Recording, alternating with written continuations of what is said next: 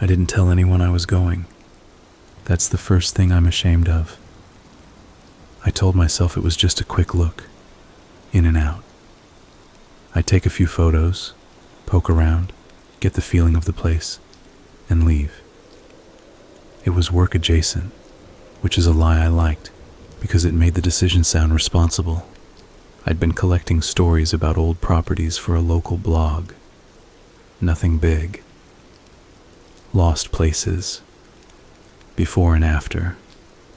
People clicked on it. People like to act brave while looking at pictures of rot and graffiti from behind a phone screen. Sometimes a homeowner would reach out and ask me to document a house before they fixed it, or before they tore it down. This one was different. A friend of a friend had sent me the address with a short message. Don't go alone. No explanation. The address sat in my notes for 3 weeks. I thought about it the way you think about an overdue bill, trying not to look straight at it. Then the weather turned. The days got short, and I had this feeling like I was falling behind on something I couldn't name. So I drove. The neighborhood was not abandoned. That's what made the house stand out so much. It was a normal street with parked cars and trimmed hedges and those cheap solar lights stuck into front lawns. There were kids' toys in one driveway. A dog barked somewhere behind a fence and then stopped, like somebody had put a hand over its mouth. The house I came for sat between two lived-in places like a bad tooth. Its windows were dark. Not curtains closed, dark. Dead dark. The front yard was a patch of dirt and weeds, and the grass that tried to grow there looked sick. The front steps had cracks that spread like veins. Somebody had boarded the bottom half of the front door at some point, but the boards were gone now. The door itself hung slightly open. I parked down the block so it wouldn't look like I was arriving with a plan. The closer I got, the colder it felt. Not a dramatic instant drop, just like I'd walked into a little pocket of air that didn't move. I put my hand on the fence post. The wood was damp and gritty, like it had grown a thin coat of slime. I didn't say anything out loud. No jokes. No hello. I'm not superstitious, but I've learned that talking into empty spaces makes you sound like you're begging for an answer. The door gave a small shift when I pushed it, the hinges complaining like they'd been holding their breath. Inside, the air smelled like wet paper and old insulation. There was another smell underneath it that I noticed only after a few seconds. A faint, sour tang, like something that had leaked into the floorboards and never fully left. The entryway was narrow, crowded with fallen plaster and a broken coat rack. Someone had ripped the light fixture out of the ceiling. The wires hung down in a stiff loop. There was no graffiti. That surprised me. Abandoned places usually get tagged fast. I stepped deeper into the house. My shoes stuck slightly to the floor in spots. The living room was on the left, and the furniture had been removed, but the outlines of it were still there in dust, where a couch had sat, where a table had been. I found myself picturing a family moving out in a hurry, taking the essentials, leaving behind the invisible part of their life.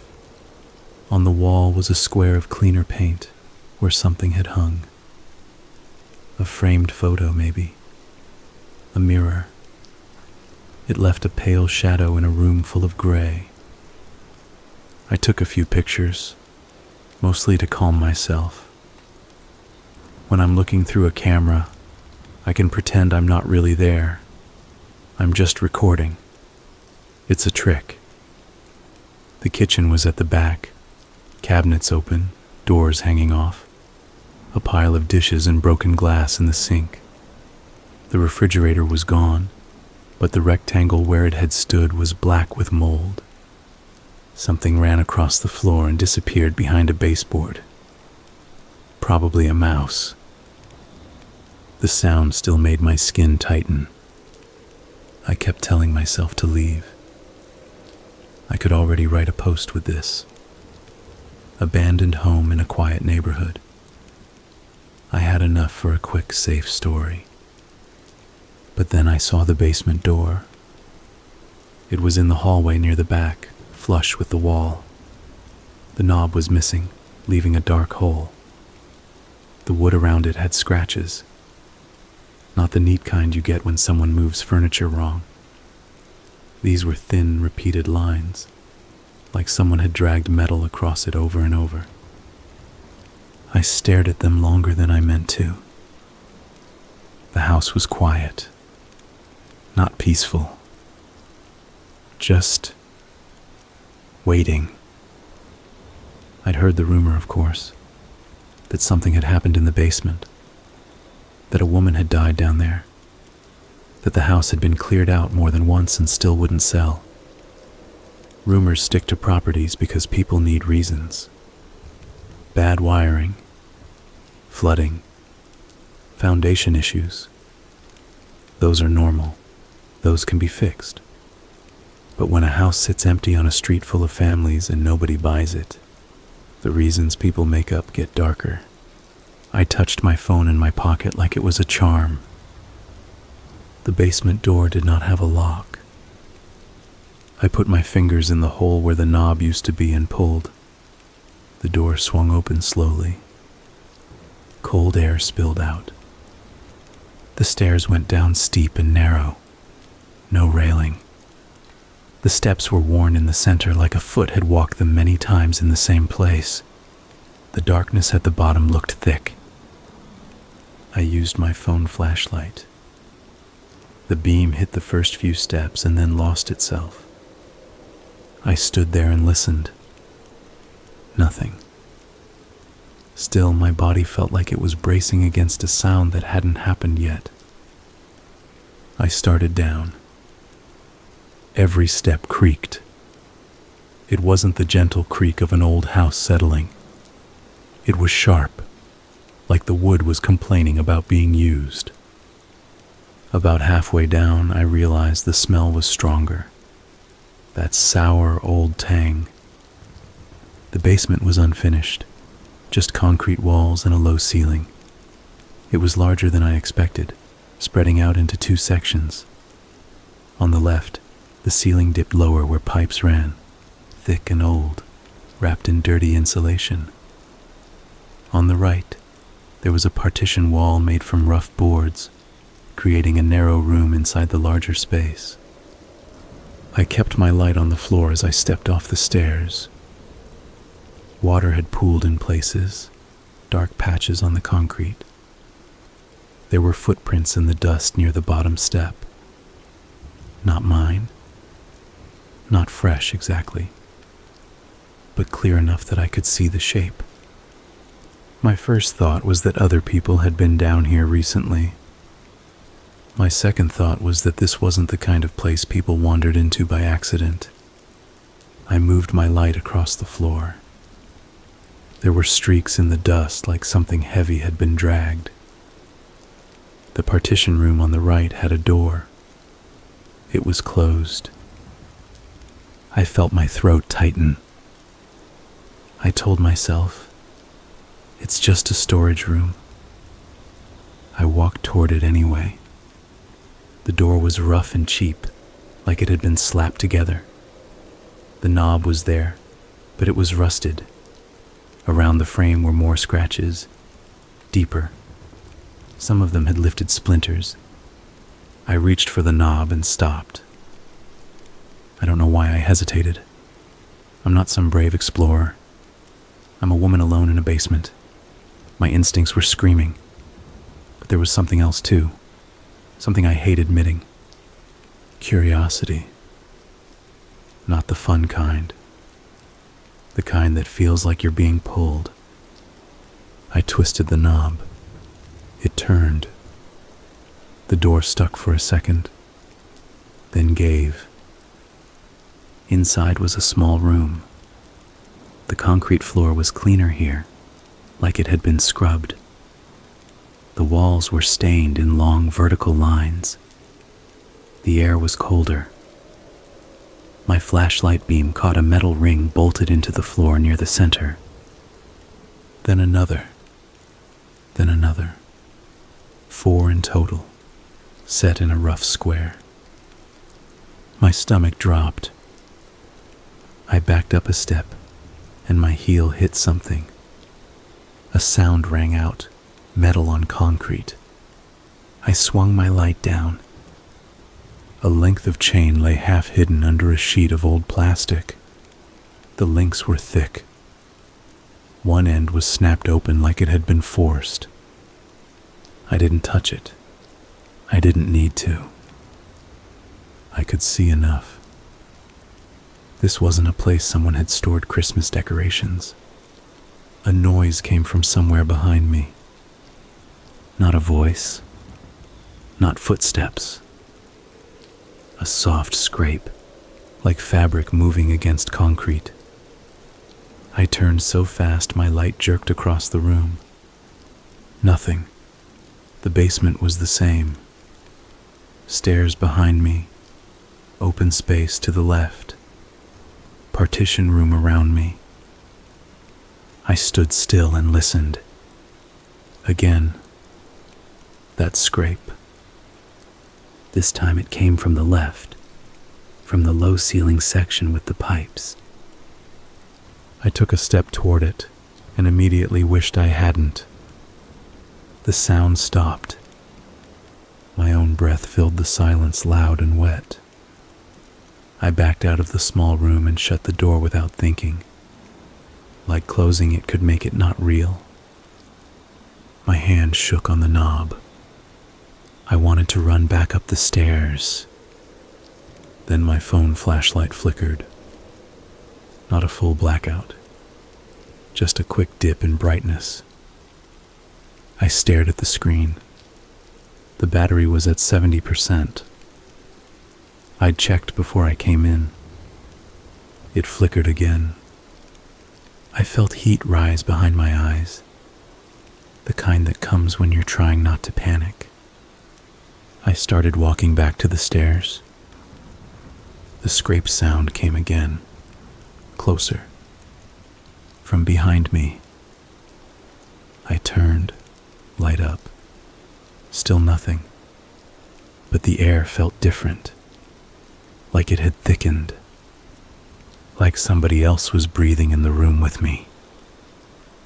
I'm going to tell you something that makes me sound crazy, but it's the truth as far as I experienced it. I smelled perfume, not mold, not wet paper. Perfume. Something floral, sharp, expensive, the kind you notice when someone passes close by in a hallway. It was there, in that basement where it didn't belong. I stood still, light shaking in my hand. "Hello?" I heard myself say. The word fell flat. No echo. The perfume smell got stronger. And then I heard a small sound that was not a scrape. A quick, wet inhale, like someone sucking air through their teeth. It came from right beside my ear. I spun around so hard I almost dropped the phone. The light swung wildly. Still no one. My heart hammered so hard it felt like it was trying to climb out of my throat. I took 2 steps toward the stairs. My foot slid. I looked down. There was a damp patch on the concrete, darker than the others. In the beam of my phone light, it shone slightly. I crouched without thinking, like I was investigating a stain. The smell hit me again. Perfume and something else. iron, not fresh, not blood on a cut, more like the smell of a rusty nail that had been in your mouth for too long. I straightened fast, dizzy. That was when I noticed the wall. On the concrete near the stairs, low to the ground, there were marks. At first I thought it was dirt, or someone's messy footprint. But then I leaned closer. They were handprints. Not full handprints with perfect fingers. Smears. Prints that looked like someone had pressed their palms to the wall and dragged them. They were old, faded, but they were there.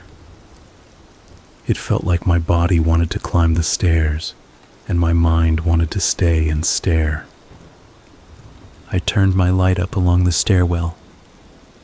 There were more marks on the wall going up, like someone had tried to pull themselves out. I swallowed so hard it hurt. I went up, not running. Running would have meant turning my back and making noise and maybe falling. I climbed fast, careful. Halfway up, I felt a tug at the back of my coat. Just a small pull, like a child grabbing you to get your attention. I jerked forward, almost missing a step. I didn't look back. I kept climbing. At the top, I grabbed the edge of the doorway and hauled myself into the hallway. The basement air followed me, cold and damp. I slammed the door shut. It didn't latch because there was no knob. The door bounced slightly, then settled closed. I stood there with my back against it, breathing hard. The hallway felt warmer, normal. I waited for my heart to stop trying to escape my chest. My phone light stayed on. No flicker now. I told myself I was done. I turned toward the front of the house. Something hit the basement door from the other side. Not a gentle tap, a full-body shove. The door bulged outward. I jumped away. The door didn't open. It held. For a moment, everything was still. Then I heard it. A dragging sound. From behind the door, something being pulled across concrete. Slow, heavy. My skin crawled. I backed down the hallway, eyes locked on the door. The dragging continued. Then it stopped. Silence. I stood there frozen. My brain tried to reason it out. An animal. A loose pipe. A prank. But I knew what it felt like. Whatever had moved down there was not trying to be quiet. It wanted me to know it was there. I hurried toward the front door. My footsteps sounded too loud, like I was disrespecting the house by existing in it. When I reached the entryway, I stopped. The front door was closed. I hadn't closed it. I stared at it like it had grown teeth. The knob was on this one. I grabbed it. It didn't turn. I tried again, harder. Nothing. My mouth went dry. The door was not locked from the inside. It had one of those old, simple locks that you could see, and it was in the unlocked position. But the knob wouldn't move. I pulled. The door didn't budge. I pushed. It held. My breath came out in short bursts. I stepped back and looked closer. The gap between the door and the frame was thin, but I could see something there. A strip of wood, a board. On the outside, someone had nailed a board across the door while I was in the basement. That thought landed in my head like a brick. Number. That's not possible. I hadn't heard anything upstairs. I hadn't heard a car, footsteps, hammering. But the board was there. I pressed my face closer to the gap and tried to see outside. My phone light reflected off the glass. I couldn't see much. Then I saw movement. Not in the yard. Right up against the window. A shape. A pale blur, like someone standing too close. I jerked back. My own reflection stared at me in the dark glass. Except it wasn't just my reflection. Behind me in the glass, faint but real, was another face. A woman. Her hair hung in strings. Her eyes were open too wide. Her mouth was parted like she was trying to speak and couldn't. She wasn't looking at me. She was looking past me. At the basement door, I spun around. There was nobody there. I looked back at the glass. The face was gone. My hands were shaking so badly I could barely hold the phone. I backed away from the front door and turned toward the living room. There was another exit, a back door, the kitchen. I moved fast, almost slipping on the warped floor. The house felt different now, like it had woken up. There was a pressure in the air, a weight that wasn't there before. As I passed the hallway, the basement door shuttered.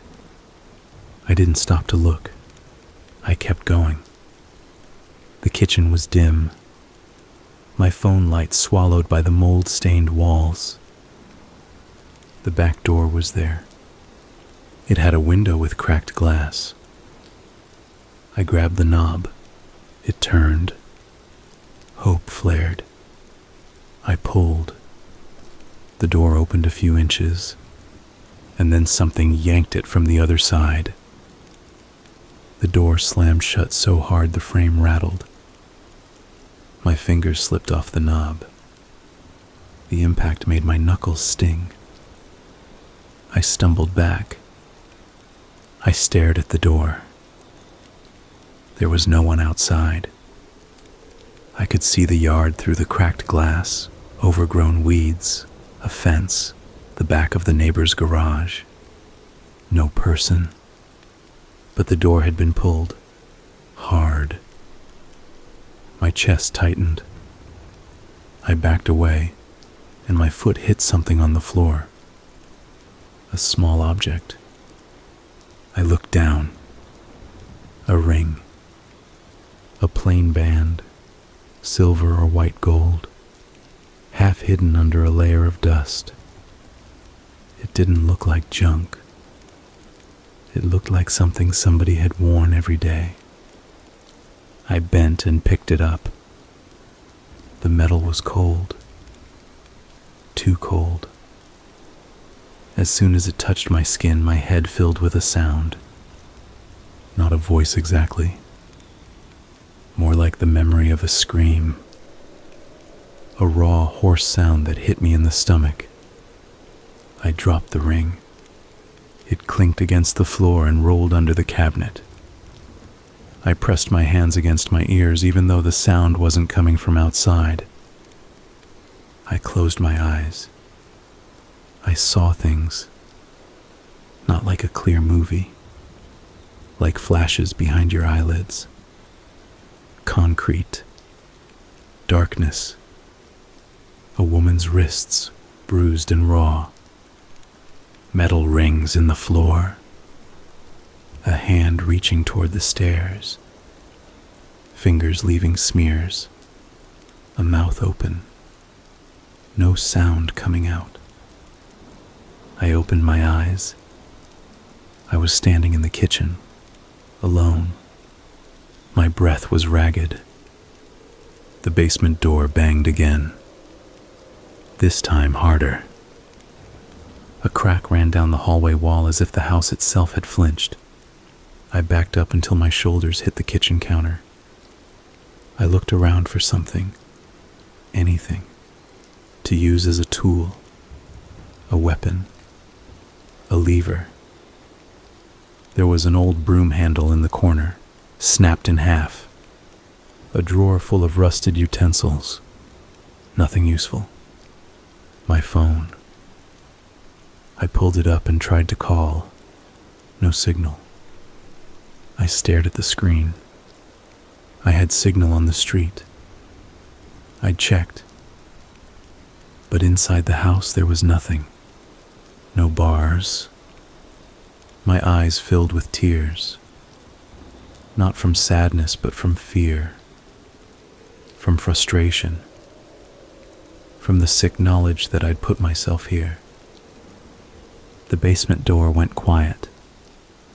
The silence that followed was worse, because I could feel something moving, not with sound, with intention.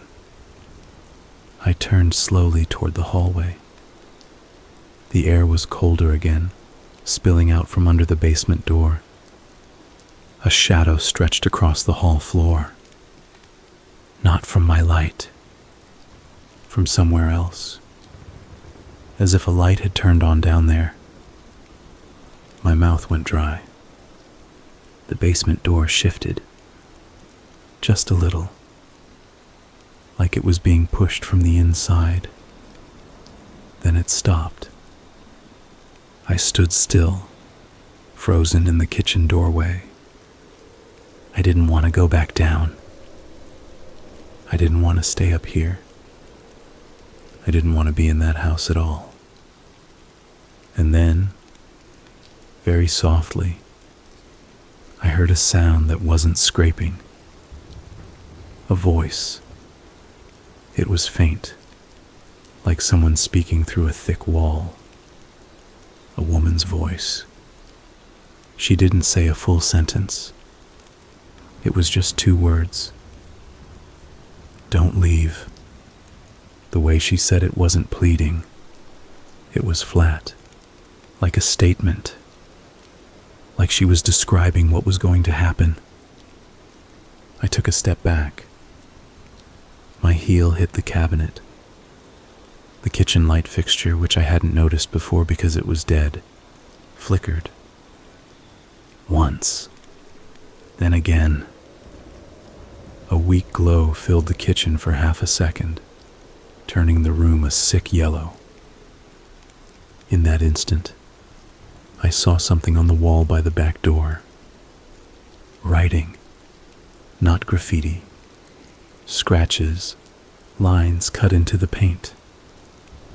I moved closer. My phone light traced the words. They were uneven, like they'd been carved in a hurry with something sharp and not meant for writing. I'm still here. Under it, lower, was another line. He made me stay. I stared until my eyes burned. My mind tried to work, to make it normal. Someone must have written that before. Kids. A prank. But the scratches were old. The edges were dirty. They had been there a long time.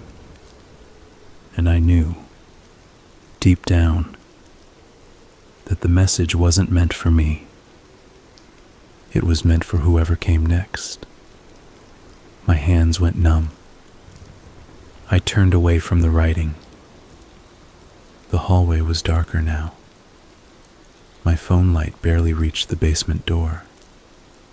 The air from beneath it smelled like damp earth and perfume. The smell filled the kitchen, as if the woman was standing right behind me. I didn't want to look. I looked anyway. Nothing. but the temperature dropped. My breath puffed out like it was winter. And then my phone light went out. Not a flicker. Off. Black. I shook it. I pressed the button. I held it up to my face. Nothing. The screen was dead. In the dark, the house felt huge.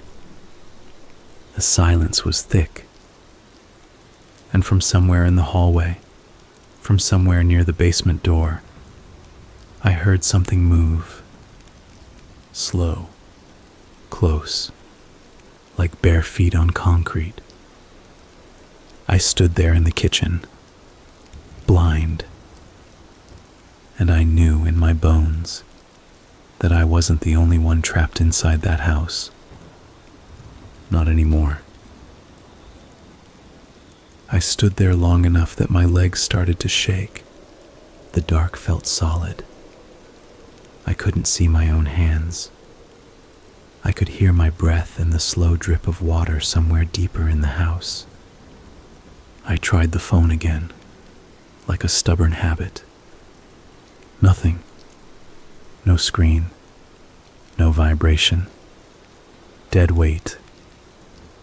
I should have been able to walk out. A normal house, even an old one, has exits. You can find a window. You can kick a door. You can shout until the neighbors hear. But this house didn't feel normal anymore. It felt like it had shut its mouth. I kept my back against the counter and slid my palm along it until I found the edge. I turned sideways and took small steps. My shoes scuffed the floor. The sound seemed too loud, like it was getting swallowed and stored. I remembered the basement door shuddering, the sound of something being dragged. I didn't want to go back down there. I also didn't want to be upstairs in the dark with whatever had put a board across the front door. My mind kept circling that fact. The board. The impossibility of it. If it wasn't a person, then what was it? The house? The woman? Or something else? I found the kitchen doorway with my shoulder and leaned into the hall. Colder air brushed my face. The basement smell was stronger now, like a wet rag left in a drain. I tried to listen for movement. Nothing. Then, faintly, I heard something that wasn't in the basement. A distant sound from outside. A car passing on the street. It didn't sound far away. It sounded like it was right there, on the other side of the walls. That almost made me cry. The normal world was inches away. I opened my mouth to shout. Before I made a sound, the temperature in the hallway dropped so fast my teeth clicked. The hair on my arms lifted. The smell of perfume slid into my nose again, clean and sharp. My throat closed. It was not just a smell. It felt like a person stepping into my space, close enough that if I turned my head, I'd bump into them. I didn't move. Something brushed my ear. Not a whisper, not a voice, just the light touch of hair. My stomach rolled. I forced myself to take another step into the hallway. My shoes found the wall with a gentle bump. I used my hands like a blind person, palms out, feeling the air in front of me. The basement door was somewhere to my right. I could feel it the way you can feel a doorway in the dark, even before you touch it. The cold came from there. I took 2 steps, and my fingers hit the edge of the basement door. The wood felt damp. I pulled my hand back and wiped it on my jeans without thinking. I should have walked away. I should have tried every window upstairs. Instead, I put my hand on the door. The door did not move. It felt pressed shut, like someone on the other side had their body against it. I pressed harder. The pressure pushed back. I pulled my hand away fast, heart racing. A small sound came from below. Not scraping. A low, tired sound. Like someone shifting their weight after sitting in the same place too long. I backed away until my shoulders hit the opposite wall. My fingers found the old hole where the knob used to be. I didn't mean to touch it, but my hand slid along the wall and fell into it. The hole was cold, colder than the air. It felt like putting my fingers into a mouth. My skin prickled. I yanked my hand back.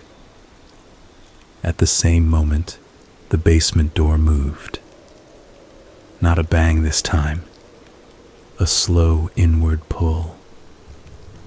The door opened a fraction, like it was taking a breath. Cold air poured out, and with it, that perfume. I stared at the crack of darkness. A thin line, then a little more. The door was opening, on its own. My body screamed to run. My legs didn't.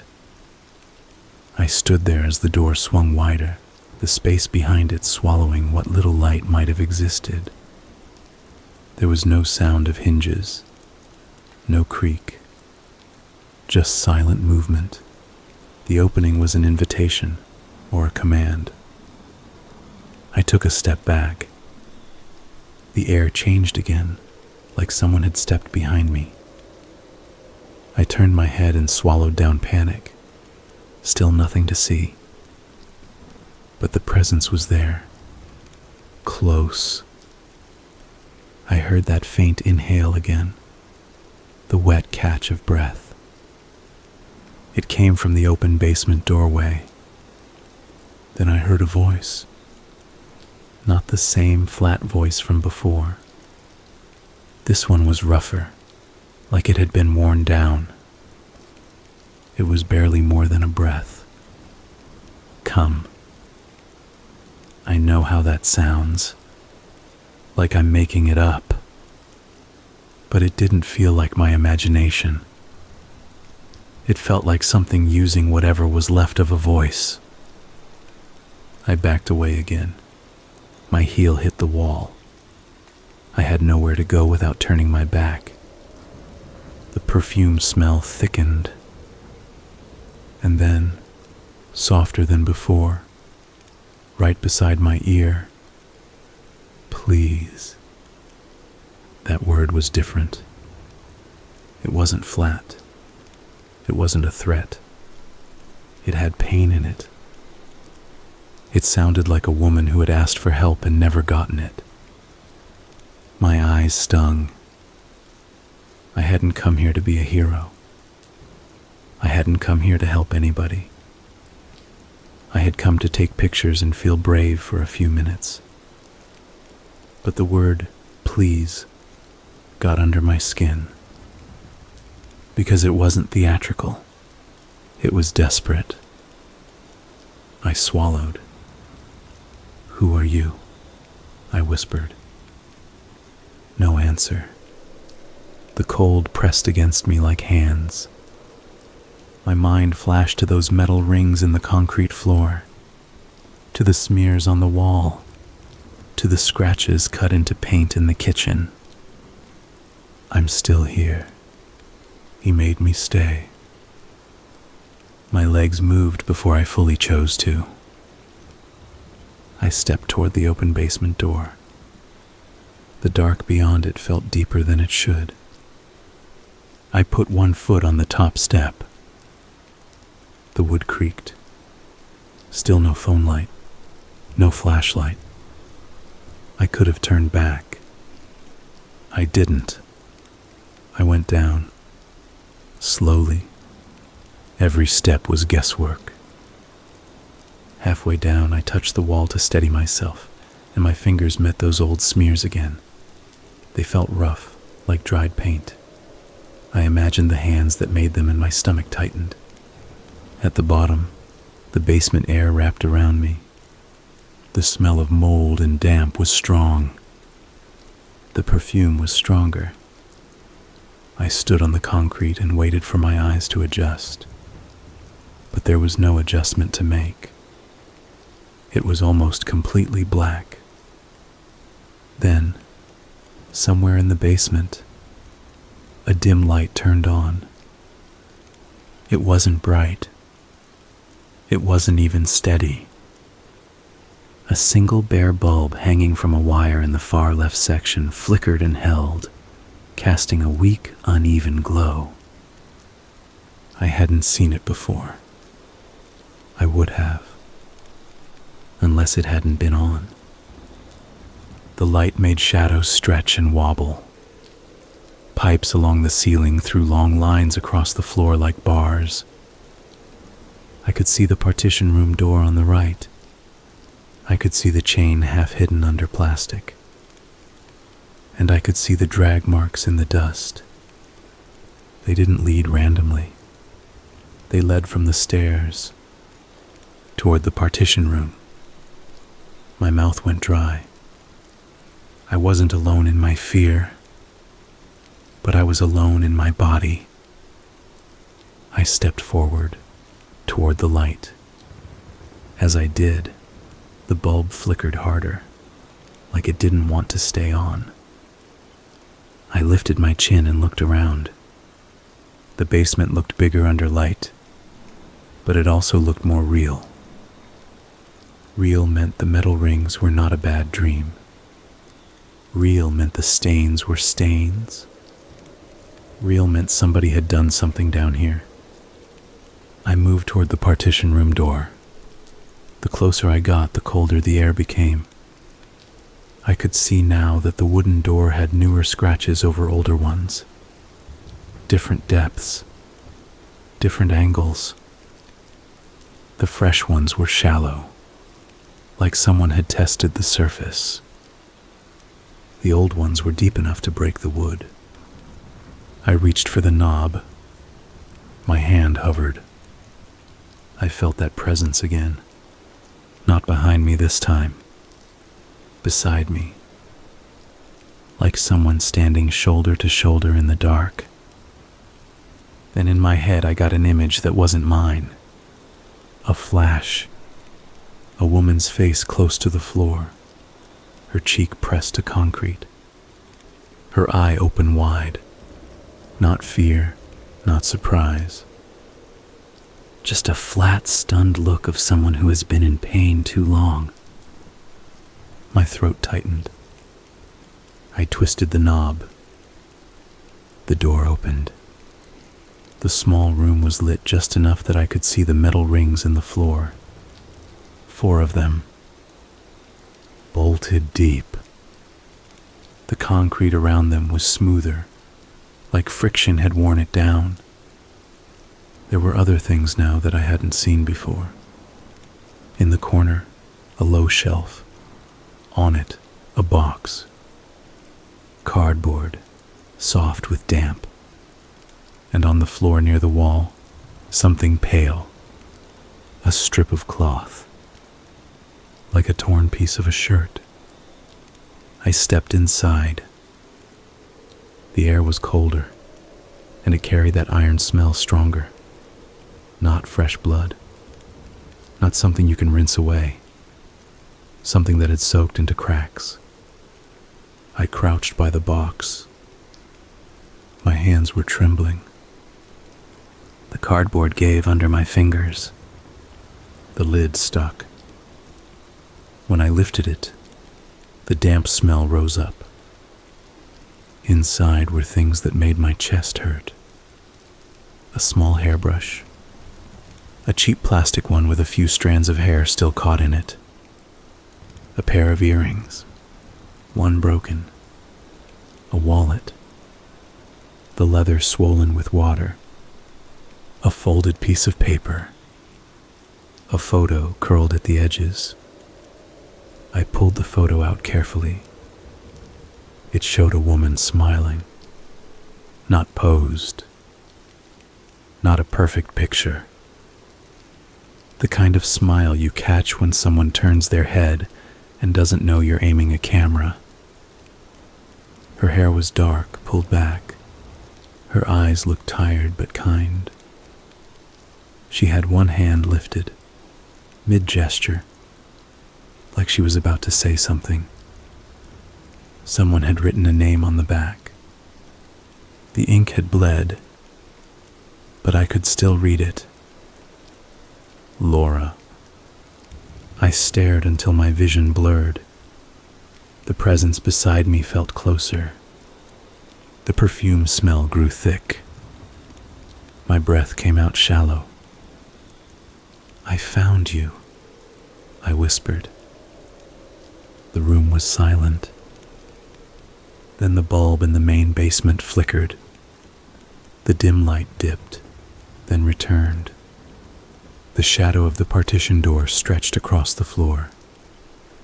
And for a fraction of a second, there was another shadow inside the small room with me. It wasn't shaped like mine. It was thinner, hunched, like a person trying to take up less space.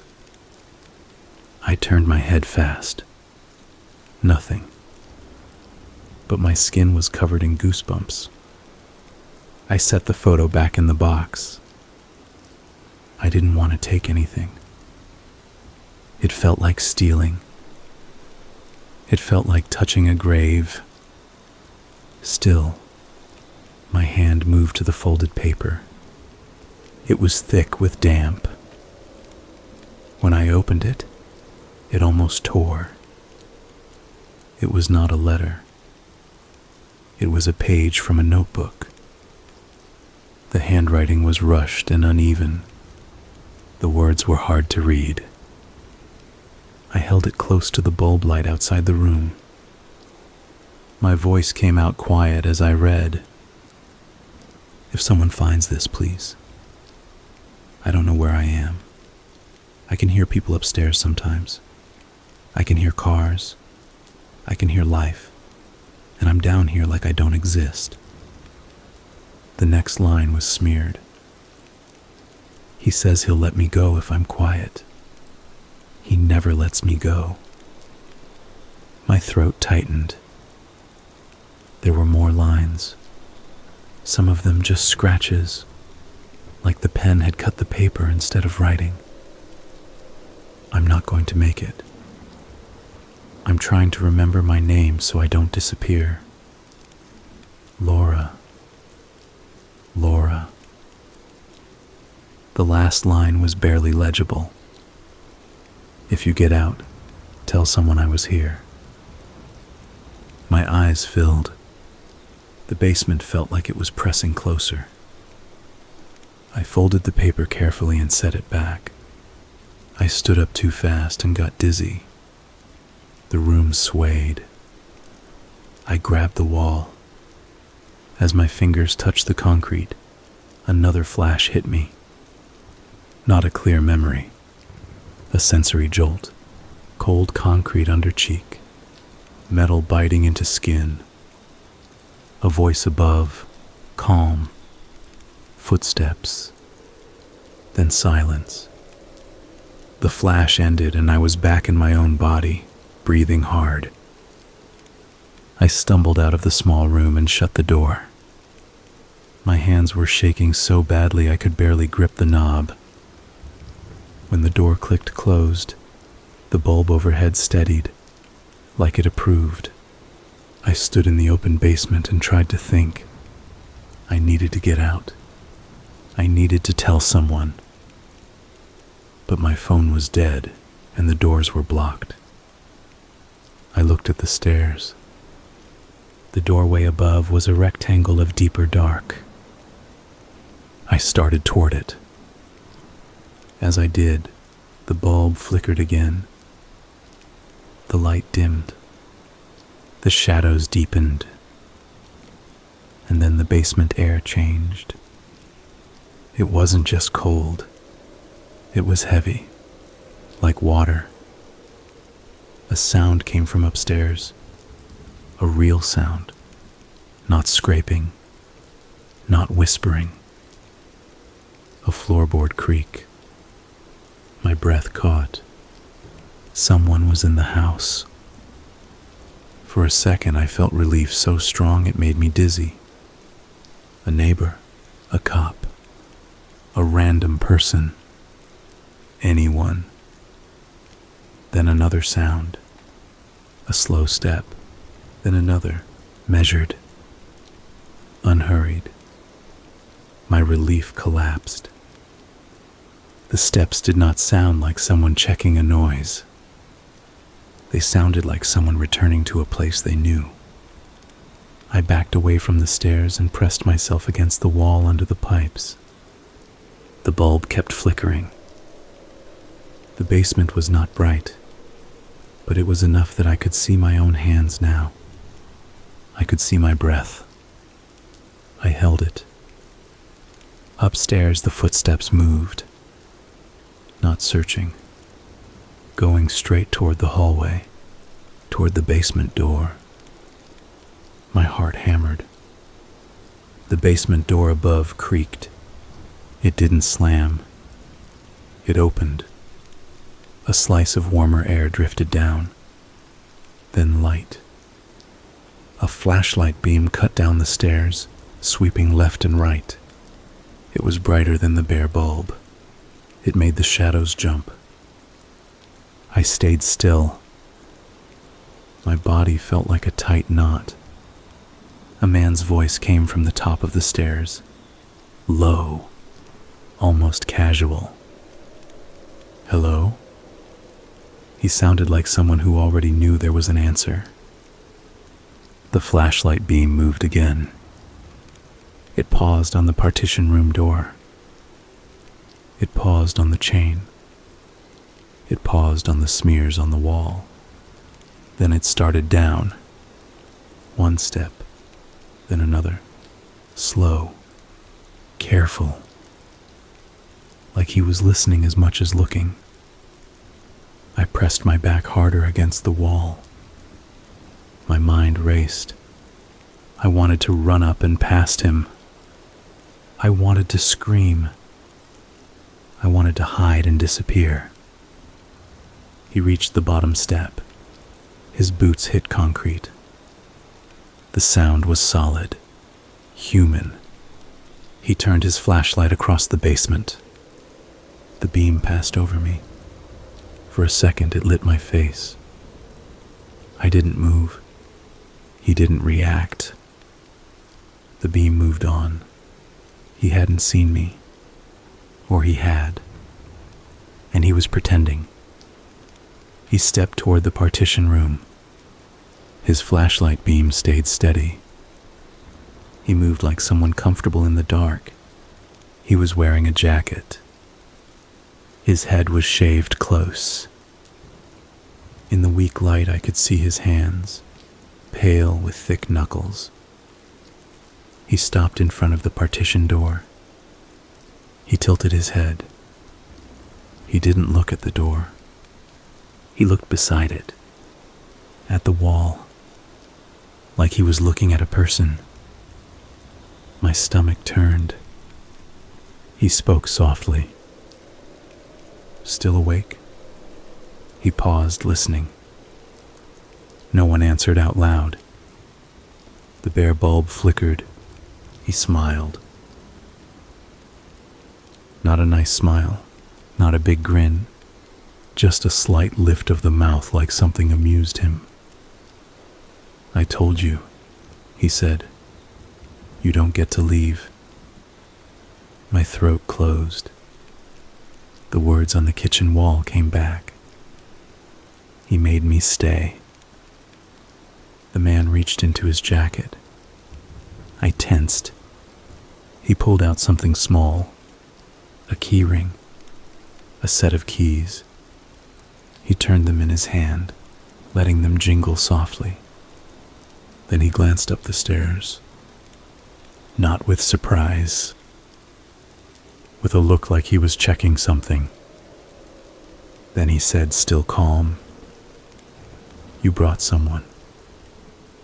My blood went cold. He wasn't talking to me. He was talking to the basement. To her. His flashlight beam swung toward the corner where I was pressed against the wall. This time it stopped on my face. I blinked. He stared. There was no shock on him. No confusion. Just a slow, evaluating look. Like I was a piece of furniture he didn't remember leaving there. He took a step toward me. My legs went weak. I forced my mouth open. "Please," I said. I hated how small my voice sounded. "Don't," I tried again. I'm leaving. I'll go. I won't tell anyone."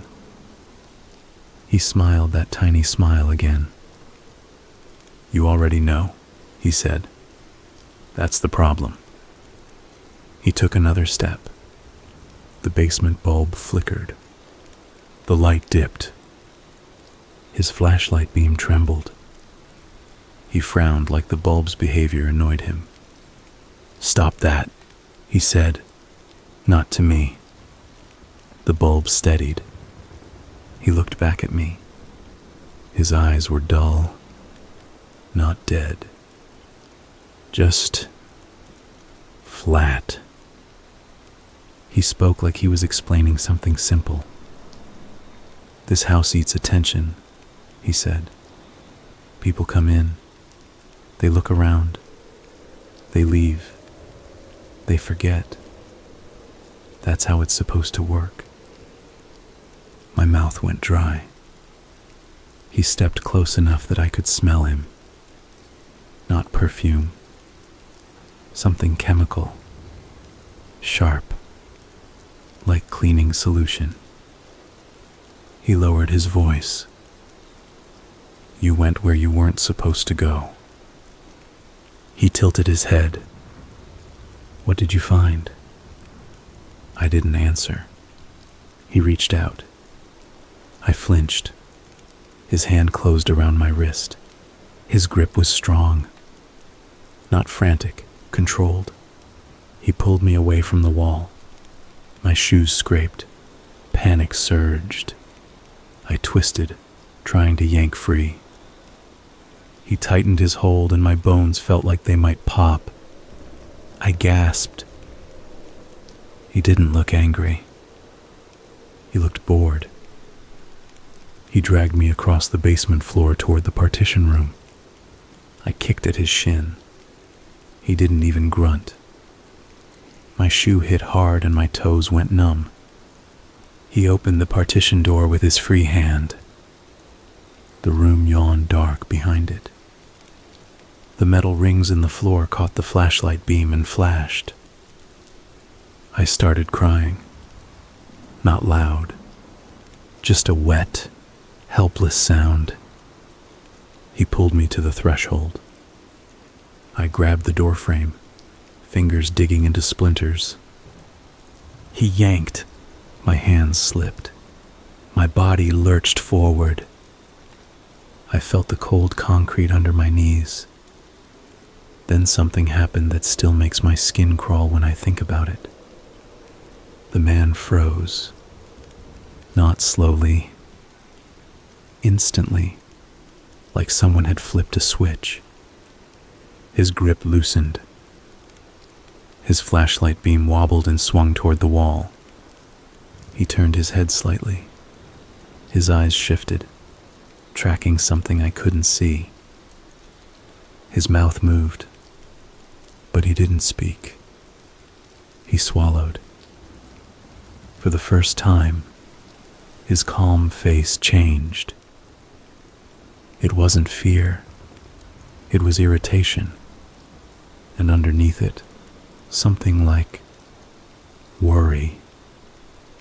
He tightened his grip again, but his hand was not as steady. "Don't," he said. His voice was sharper now. Don't you start.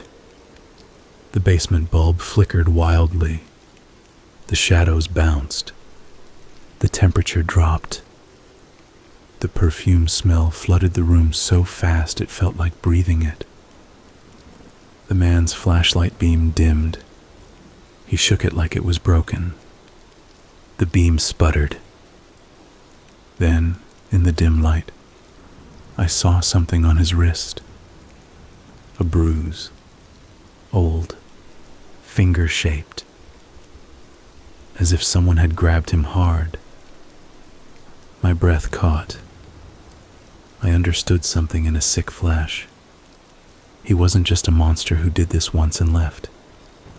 He came back, and something down here met him. He could feel it. He took a step back from the partition room. His hand still held my wrist, but the pull changed direction. Not pulling me in, pulling me back out. Like he suddenly didn't want me near those rings. The bulb flickered harder. A low sound filled the basement.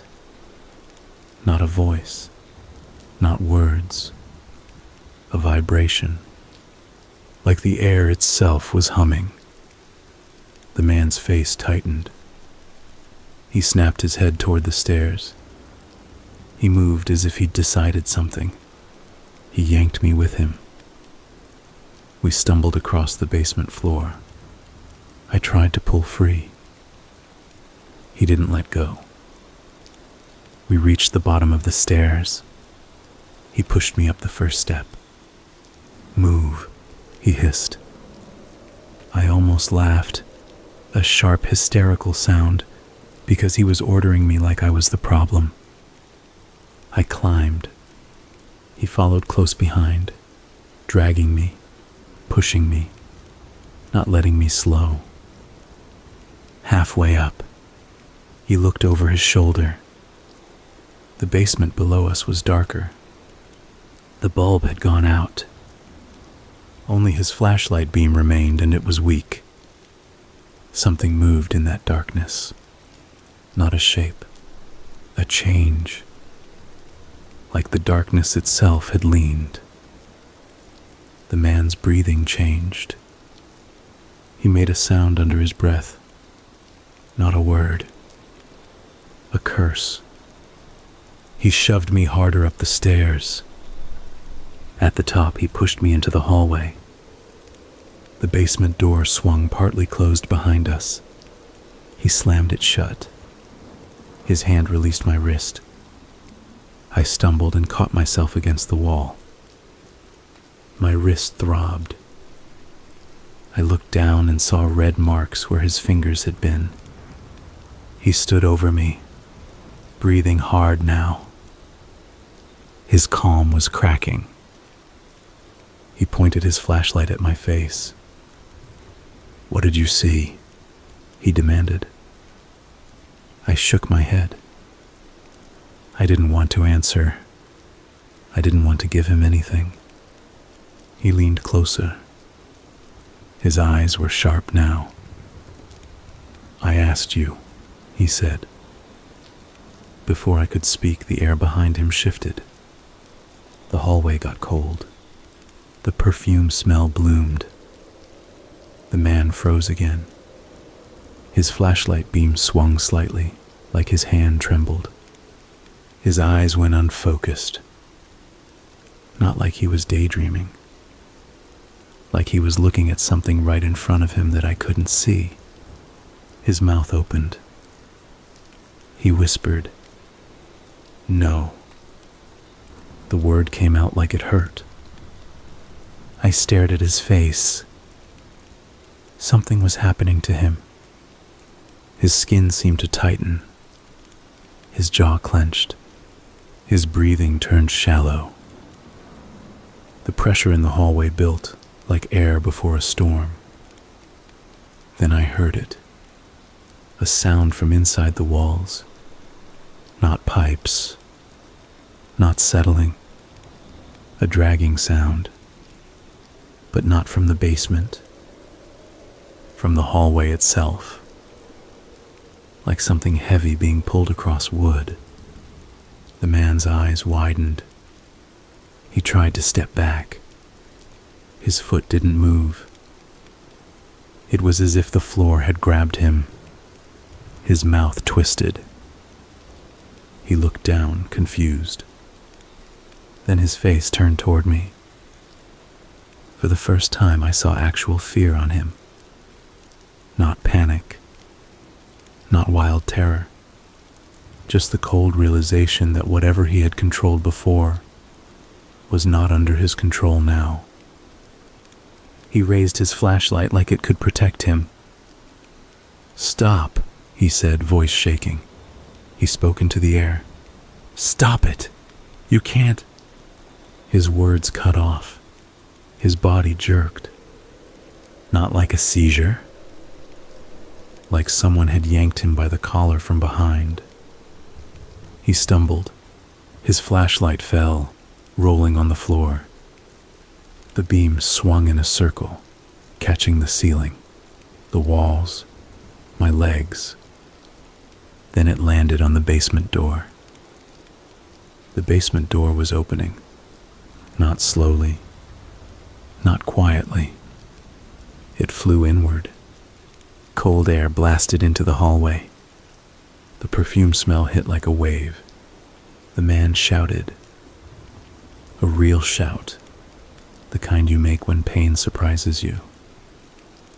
He reached behind him with both hands as if trying to pry something off. But there was nothing visible. He staggered toward the basement doorway. His feet dragged, scraping wood. He fought it, grabbing at the walls, his fingers leaving little streaks in dust. I stood frozen. I should have run. I should have stepped over the flashlight and sprinted for the kitchen. My body wouldn't move, because in that moment I felt it too, not seeing it, feeling it, a rage, not hot, cold, focused, old. The man's heels caught the edge of the basement stairs. He tried to brace. His hands dug into the doorframe.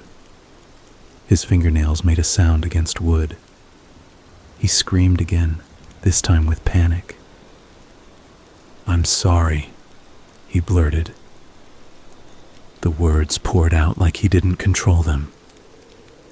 "I'm sorry. I'm sorry. I'm sorry." He was pulled backward. Down. His hands slipped. His body vanished into the dark. The basement doorframe swallowed him. There was a crash. Then another. The sound of something heavy hitting stairs. Then silence. Not total. A faint wet sound. Breathing. Choked. Then nothing. I stood in the hallway with my mouth open and no sound coming out. The basement door remained open. Cold air poured up. The smell of perfume was thick enough to taste. Somewhere below, something shifted. A slow drag across concrete. Then the partition door creaked, as if it had been opened, then closed. I backed away. My legs started working again. I stumbled toward the kitchen. My bare feet? No, my shoes. My shoes were still on, but I couldn't feel them. My whole body felt distant, like I was watching myself from behind glass. I reached the kitchen and grabbed the counter. My wrist still burned. My throat hurt from holding back screams. I forced myself to move. Back door, window, anything. I went to the back door. I grabbed the knob. It turned. The door opened. A crack of cold outside air hit my face. I pulled harder. The door opened wider. I could see the weeds outside, the fence, the dark outline of the neighbor's garage. Freedom. I stepped forward, and the door slammed shut in my face. Not pulled by a person, not yanked by wind. It slammed as if a hand had shoved it, hard. The frame rattled. The glass trembled. I jumped back, hands up. I stared at it. I tried again. The knob did not turn now. It was locked. From nowhere. A sound came from the hallway. Footsteps. Not the man's. Not boots. Bare feet. Slow, soft steps across wood. My mouth went dry. The perfume smell seeped into the kitchen. The air turned cold. And then, right in front of me, on the kitchen wall, a new scratch appeared. Not magically glowing. Not dramatic. Just a line forming in the paint, as if an invisible nail had pressed into it and drawn. I watched, frozen. Another line, then another. Letters. Slow, uneven. My stomach turned. The message formed. Don't forget. I couldn't breathe. The letters were deep, fresh. Paint dust drifted down. Then, under it, another line began. He's not the only one. My throat tightened. I shook my head. No, I whispered. I didn't know who I was saying it to. The house, her, myself. The bare feet in the hallway stopped. The silence grew heavy. Then the fridge space, where the refrigerator used to be, made a soft clicking sound. I stared at it. The black rectangle of mold. The wall behind it. And then, in the corner of that shadow, I saw something. Not a shape stepping out. A face. Just for a second. A pale blur with wide eyes. Her mouth open. Not screaming. Trying to speak. Then gone. My knees went weak. I slid down the cabinet and sat on the floor. My head throbbed. My ears rang. I pressed my hands against my face. I tried to think. If the man was gone, if he was down there, then I should be able to get out. But the doors were still blocking me. The house wasn't letting me leave. Why? A thought came, quiet and terrible. Maybe it wasn't about him. Maybe it never was. Maybe the house wanted something. I lifted my head. The hallway was dark, but I could see the basement door standing open at the end, a rectangle of deeper black. Cold air poured into the kitchen. A voice came, soft, close. Not from the hallway, not from the basement, from right beside me.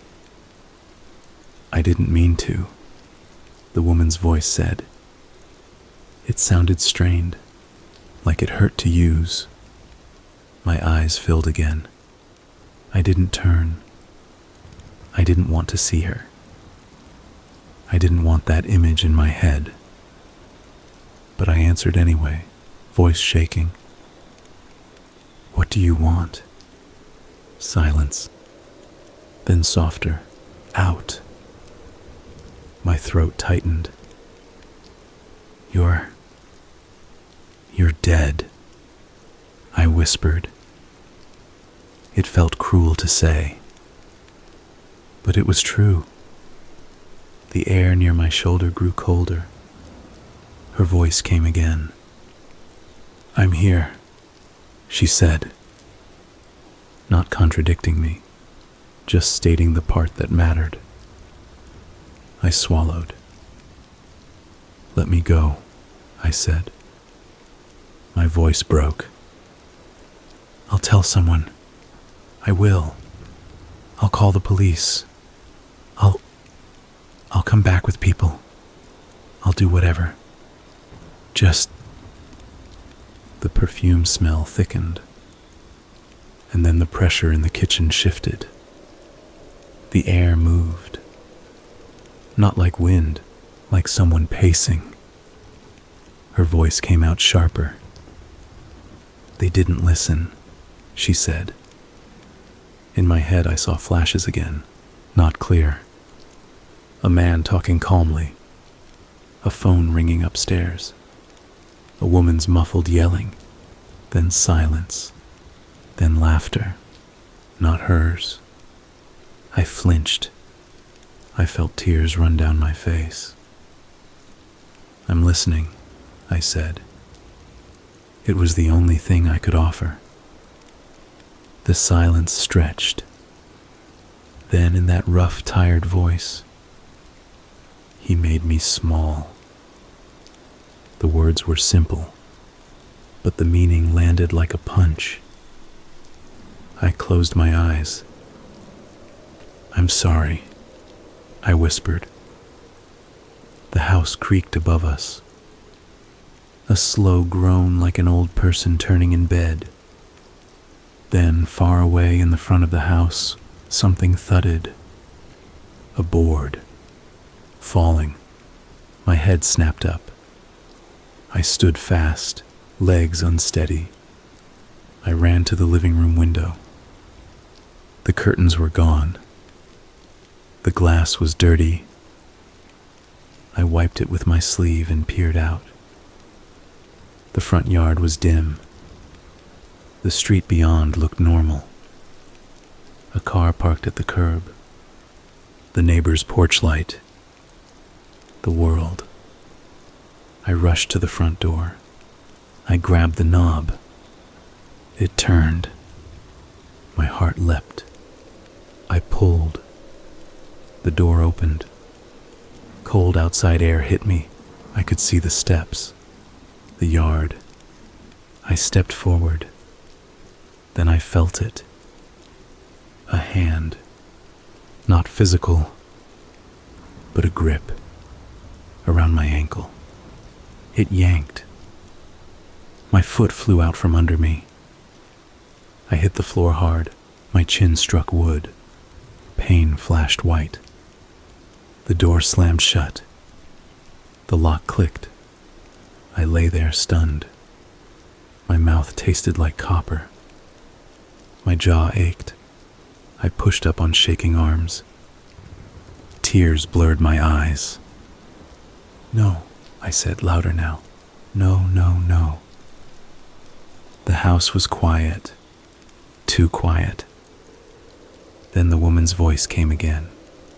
Not pleading, not apologizing, just flat certainty.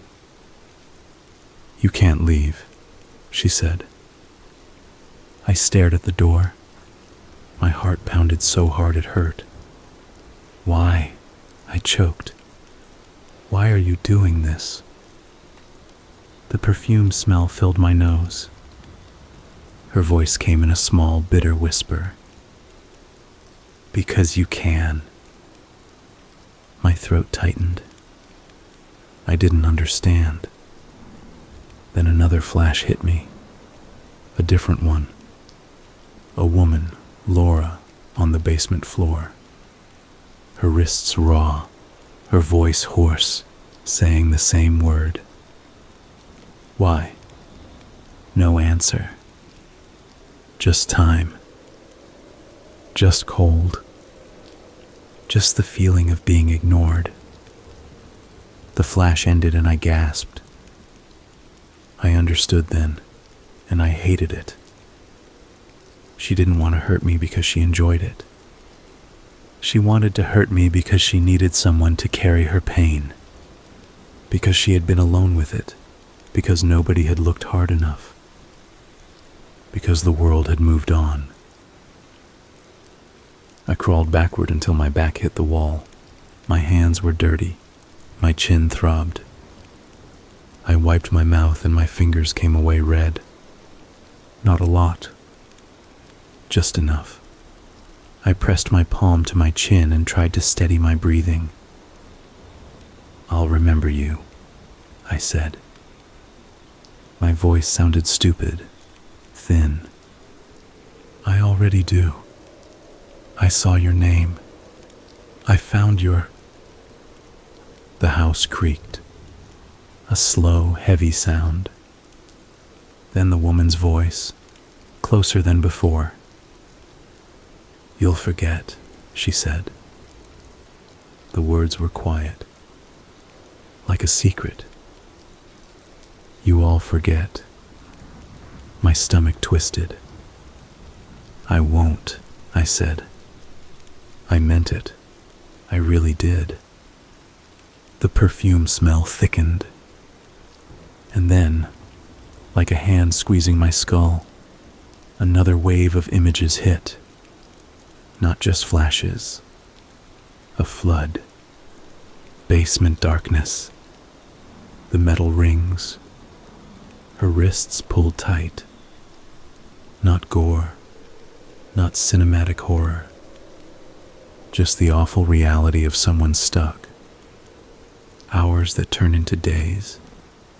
Water dripping. Light turning on and off. A man's voice upstairs, talking on the phone as if everything is normal. A bowl of food being set down like she's an animal. Silence. Then laughter.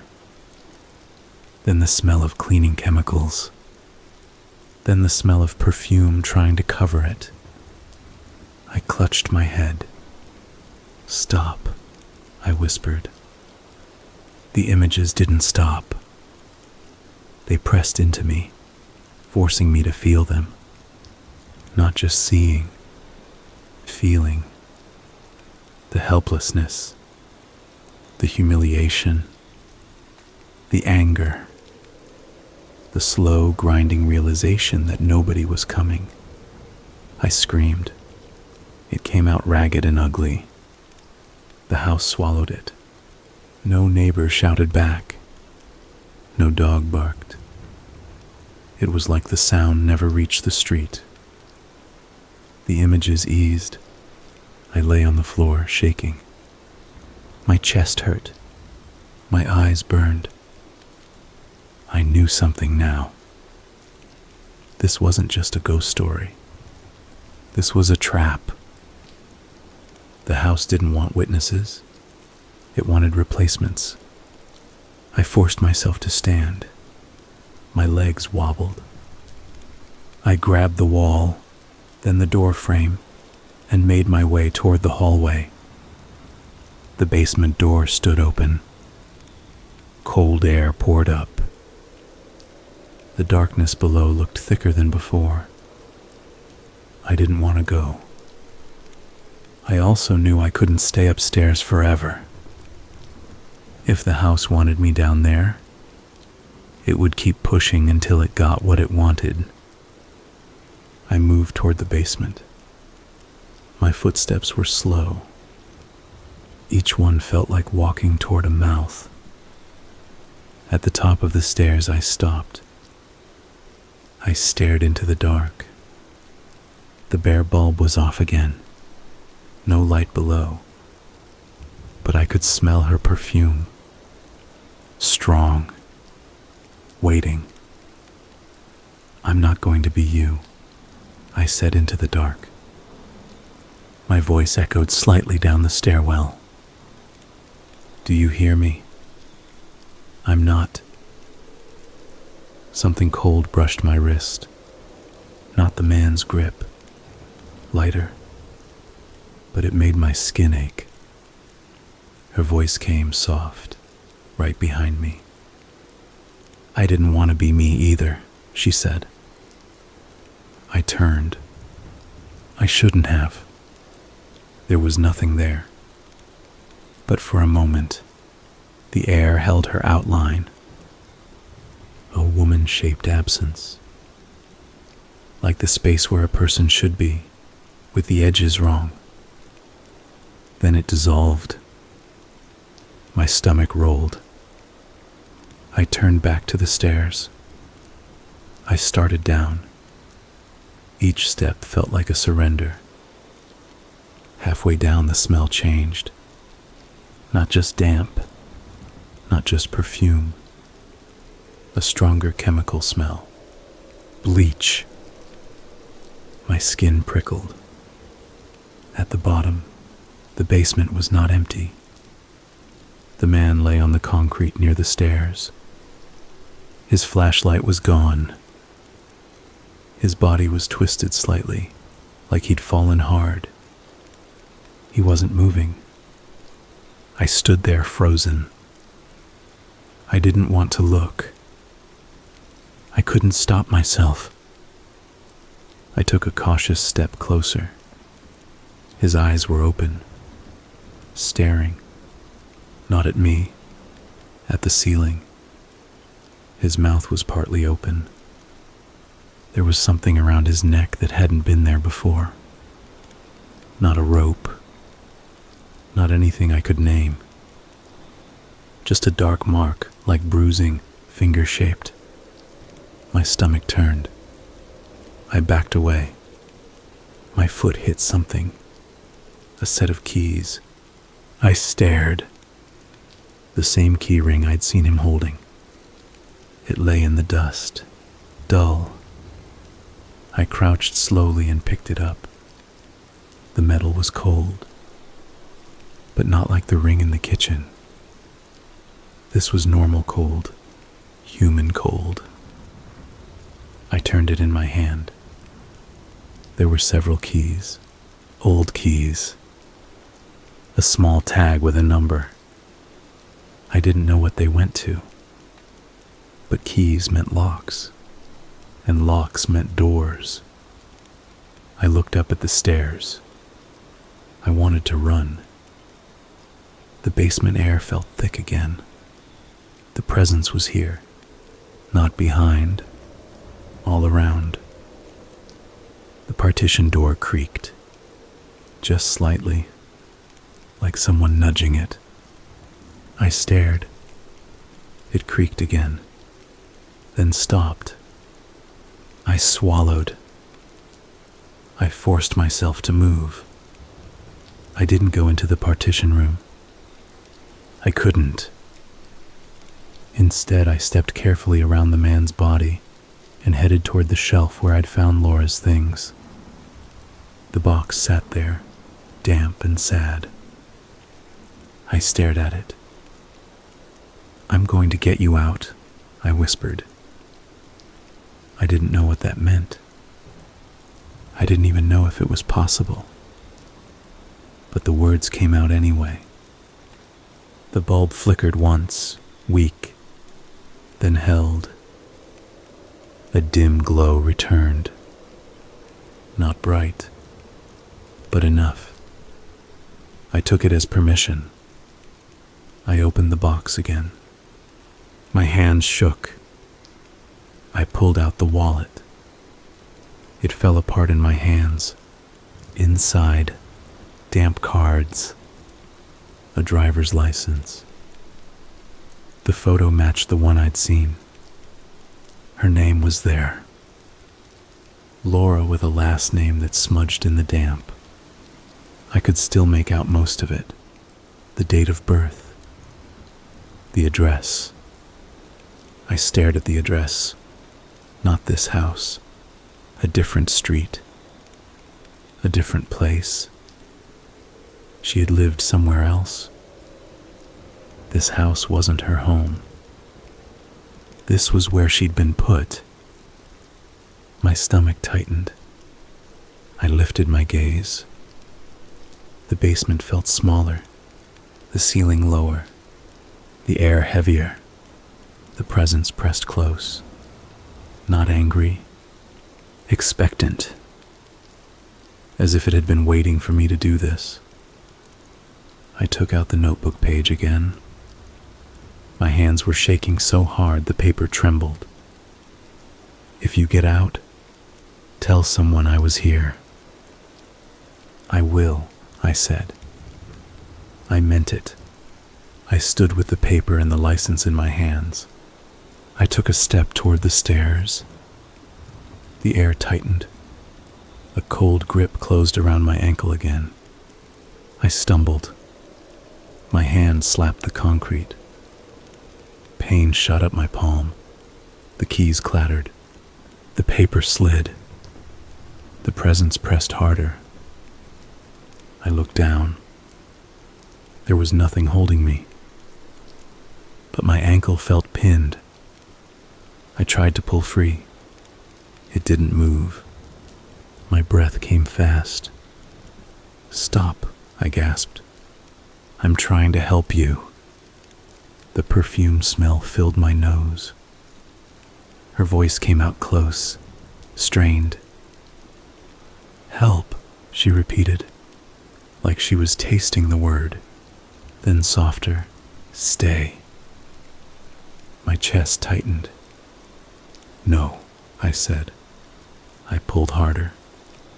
My ankle burned with cold. The basement bulb flickered, then dimmed. The shadows deepened. The man's body on the floor looked like a dark lump now. The partition door creaked, wider. I couldn't see inside, but I could feel it. A pull, like gravity. Like the air inside that room wanted to swallow me. My panic rose. I yanked my ankle again. It moved a fraction. I kept pulling. My shoe slid, then my foot was free. The cold grip vanished. I scrambled to my feet. I snatched up the keys. I grabbed the paper. I ran up the stairs. Behind me, the basement made a sound. A long, deep groan. Like the house itself was angry. I didn't look back. I hit the hallway and sprinted to the front door. My hand shook as I jammed keys into the lock. I didn't even know if it was locked with a key. I tried. The first key didn't fit. My breath hitched. The second key didn't fit. I tried a third. It slid in. I twisted. The lock clicked. I grabbed the knob. It turned. I pulled. The door opened. Cold night air slammed into my face. I stepped out. One foot on the porch, then another. I was outside. I didn't stop. I ran down the steps. My lungs burned. I ran across the dead yard. I ran toward the street. The world looked normal. The neighbor's porch light still glowed. A car sat parked. A tree moved slightly in wind. Normal. I hit the sidewalk. I didn't stop until I reached my car. My keys shook in my hand. I fumbled the door open. I threw myself inside and locked it. I sat there panting, staring at the house. Its front door was still open. A rectangle of darkness. I waited for someone to appear. A face, a shape, anything. Nothing. The house sat there, silent. Then the front door swung shut. Slow, smooth, like a polite person closing it. My skin went cold. I started the car. The engine turned over. The sound felt too loud in the quiet street. I pulled away from the curb. As I drove, I kept looking in the mirror. The house shrank behind me. The streetlights passed. The neighborhood returned to normal. I didn't breathe properly until I'd turned onto a main road. Only then did I realize my phone screen was on. It lit up on the passenger seat, bright and normal. 70% battery. Like nothing had happened. My hands started shaking again. I grabbed it and called emergency services without thinking. The call went through. I spoke too fast. I told them the address. I told them there was a man in the basement. I said I didn't know if he was alive. I said there were signs of someone else. Someone hurt. Someone missing. The operator's voice was calm. They asked questions. I tried to answer. My mouth felt like it belonged to someone else. When I hung up, I pulled into a gas station and sat there shaking. The fluorescent lights were harsh. A man walked by with a coffee. A woman pumped gas, talking on the phone. Normal. I pressed my hands against my face and tried to make sense of it. My wrist still hurts. My chin still ached. Those were real. I reached into my jacket pocket. The notebook page. Laura's license. I pulled them out. They were damp. But they were there. Proof. I stared at the name. Laura. I whispered it. I won't forget. A car door slammed somewhere nearby. I jumped. My nerves were raw. I stuffed the paper and license into my wallet like I could keep them safe by keeping them close. Then I waited. Police arrived at the house about 20 minutes later. I followed at a distance because I didn't know what else to do. I parked down the street and watched from my car. 2 squad cars. Then another. Flashlights. Officers in the yard. They went to the front door. I saw one of them tug the knob. Then another. One officer walked around to the side. Then to the back. Their movements were quick, professional.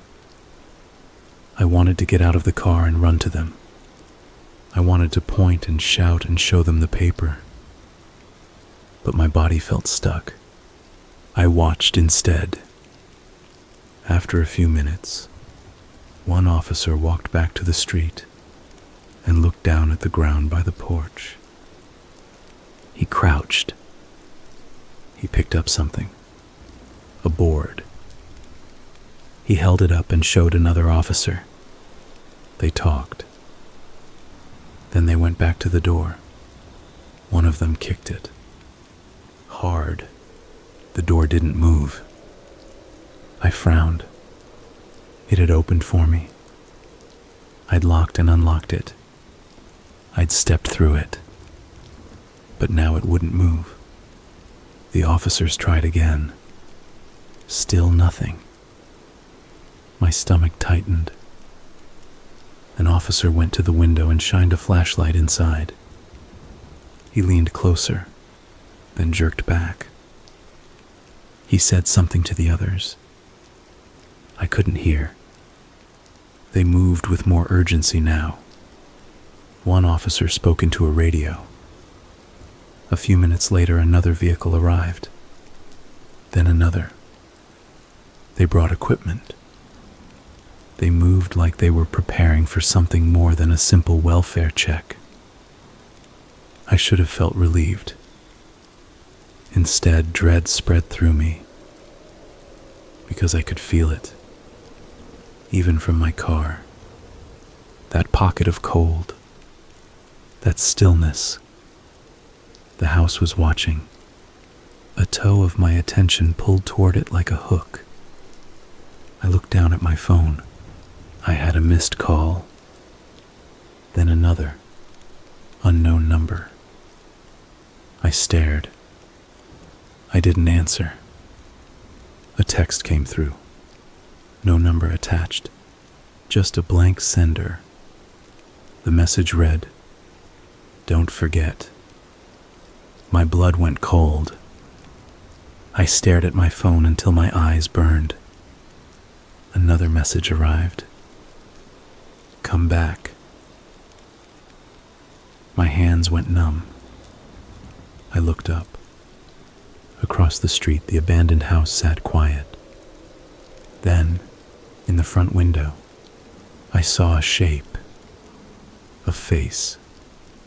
Laura, not clear, not solid, but enough. Her eyes were wide, her mouth open. She was not looking at me. She was looking past me, at the police. Then her face turned slightly, and for a second, I felt the exact same pressure as in the kitchen. A silent command. I swallowed. I didn't want to. I didn't. But my hand moved. I opened my car door. Cold air hit my face. My legs carried me across the street like they were not mine. Each step felt heavy. The closer I got, the more the normal street sounds faded.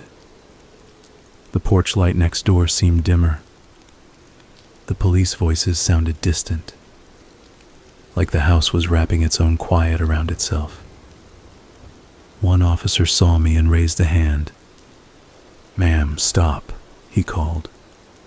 I tried to. I really did. My foot kept moving. It wasn't like being dragged by a rope.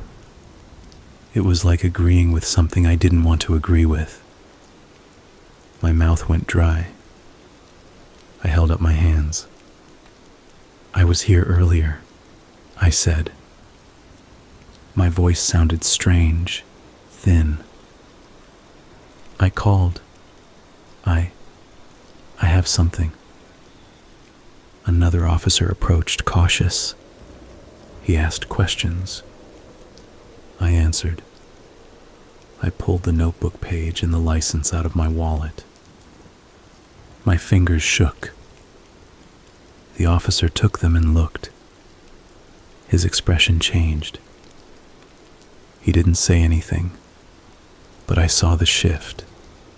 Serious. Real. He radioed something.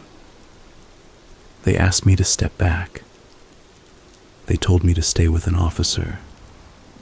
I did. I stood on the sidewalk and watched them work. They finally forced the door.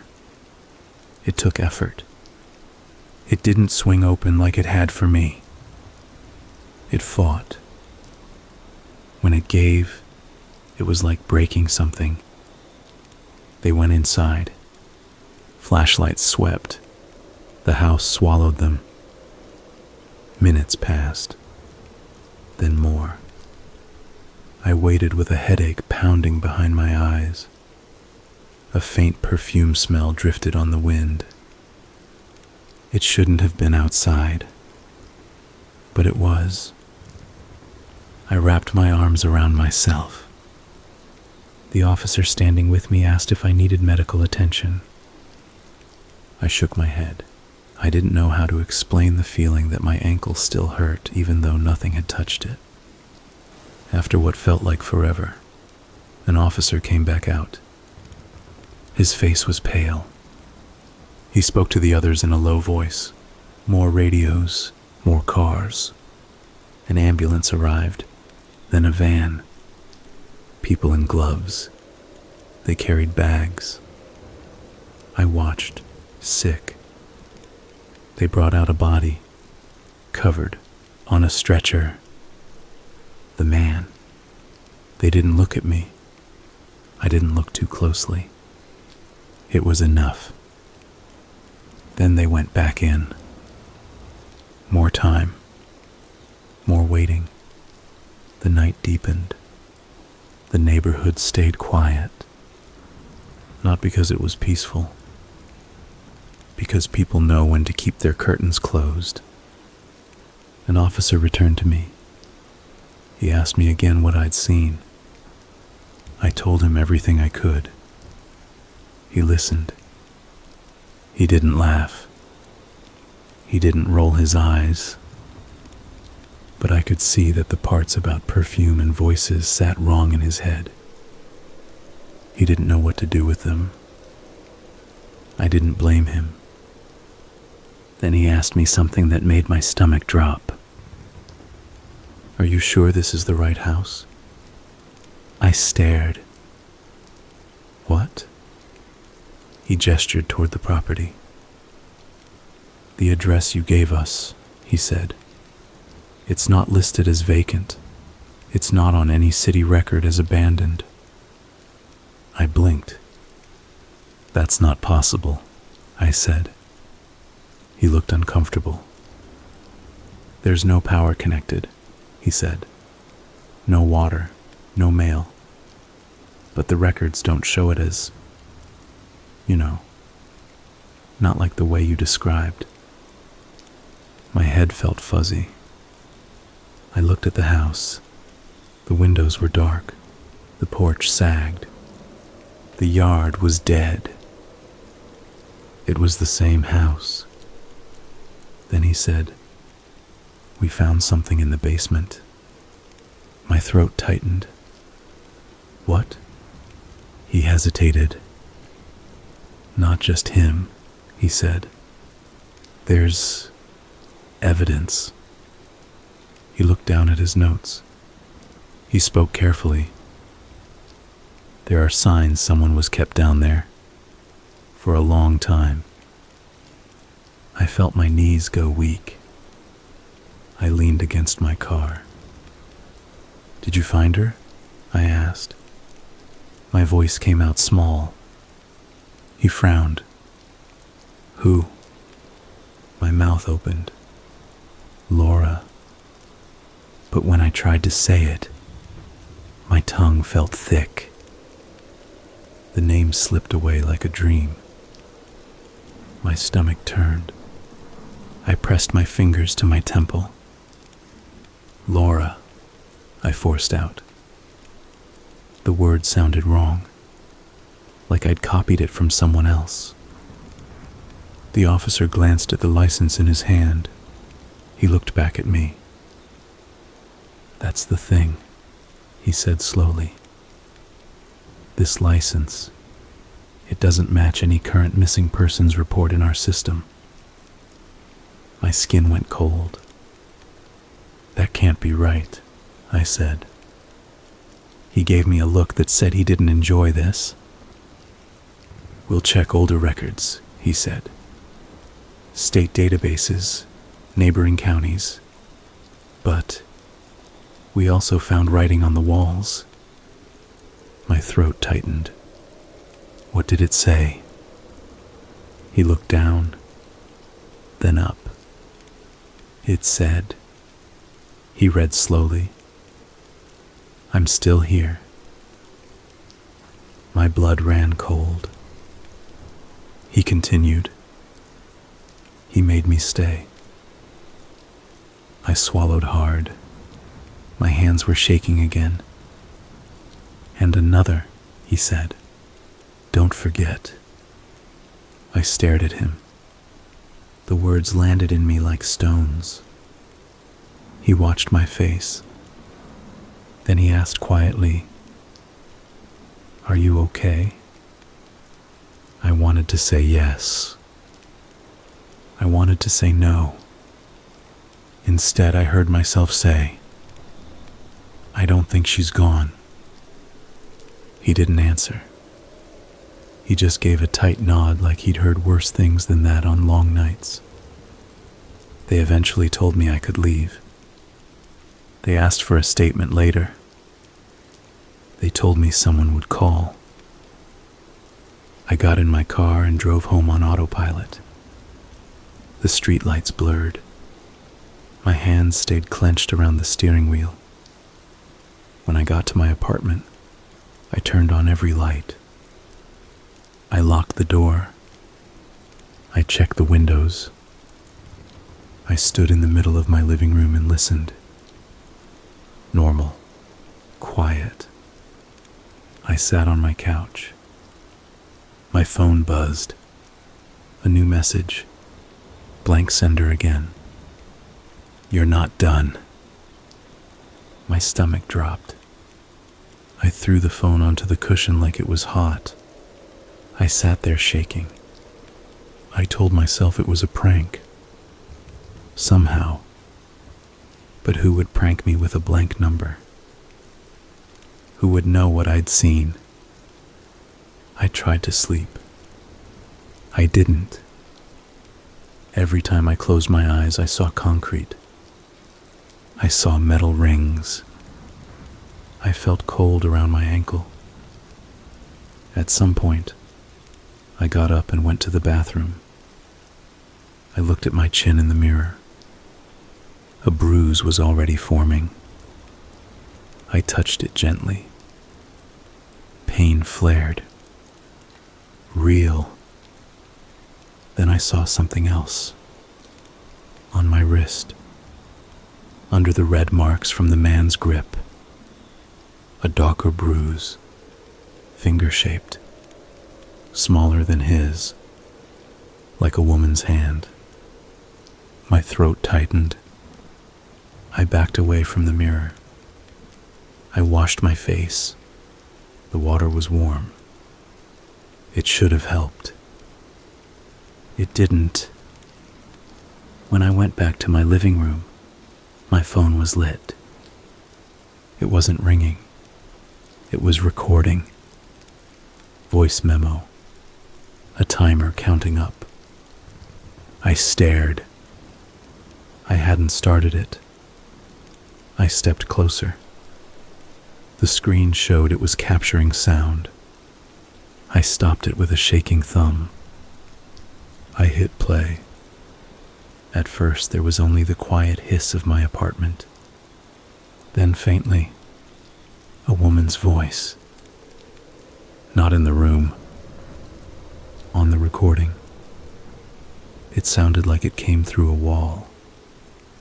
It said my name. My actual name. The way a stranger wouldn't know to say it. Then it said very softly, "Tell them." I sat down hard. My lungs wouldn't fill. I played it again. The voice was still there. My name.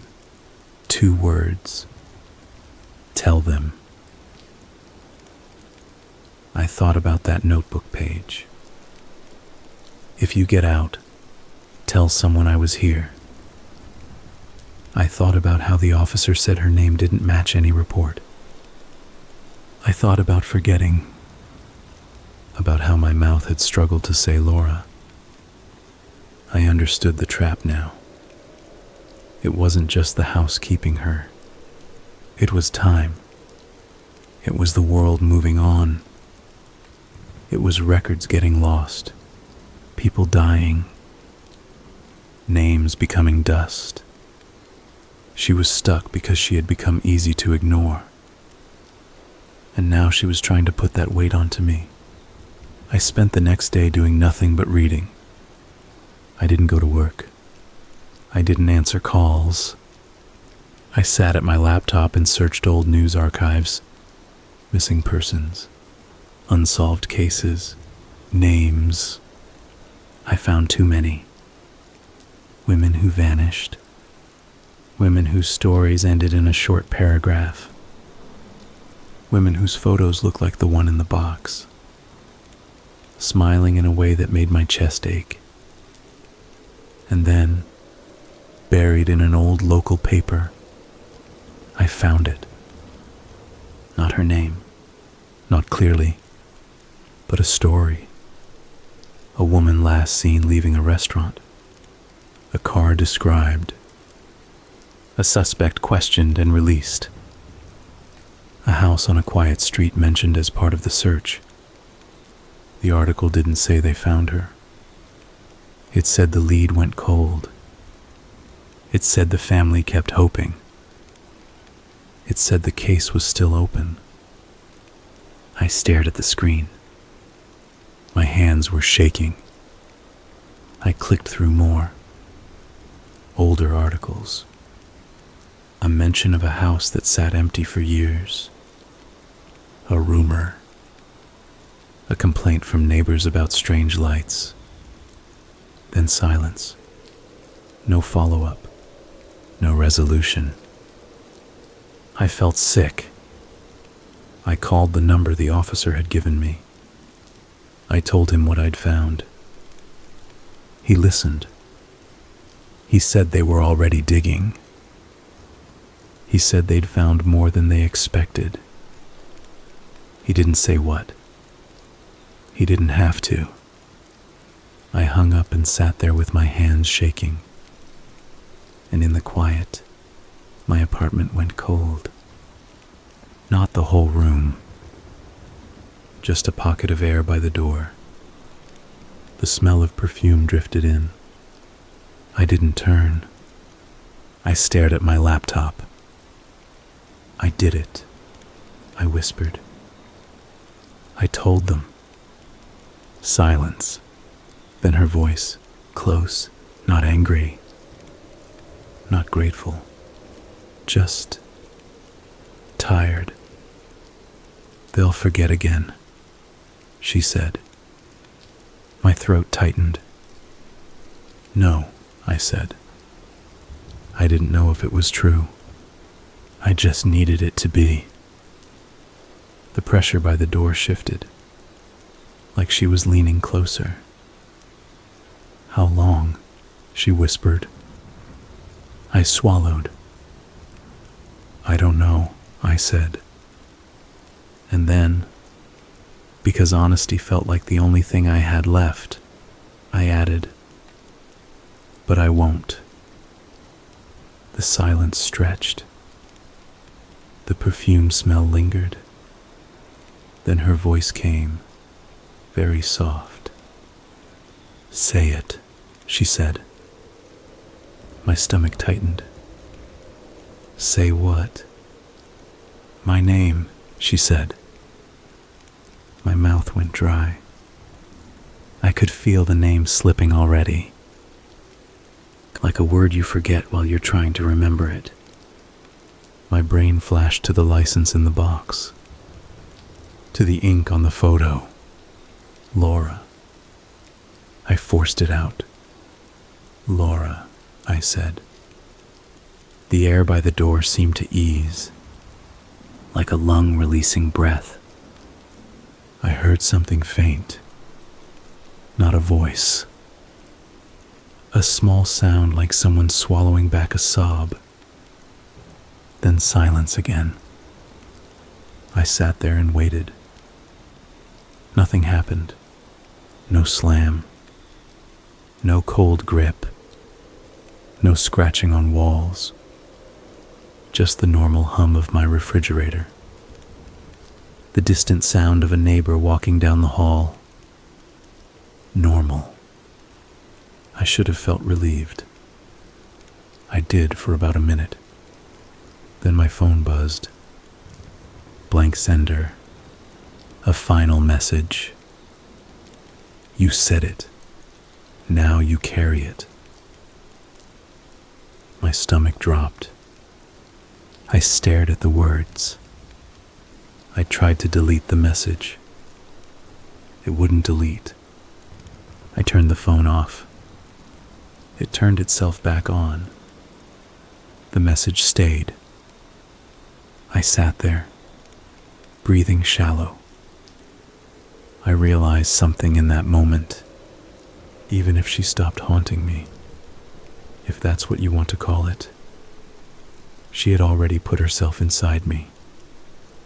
I could still smell the basement when I closed my eyes. I could still feel the cold grip on my ankle.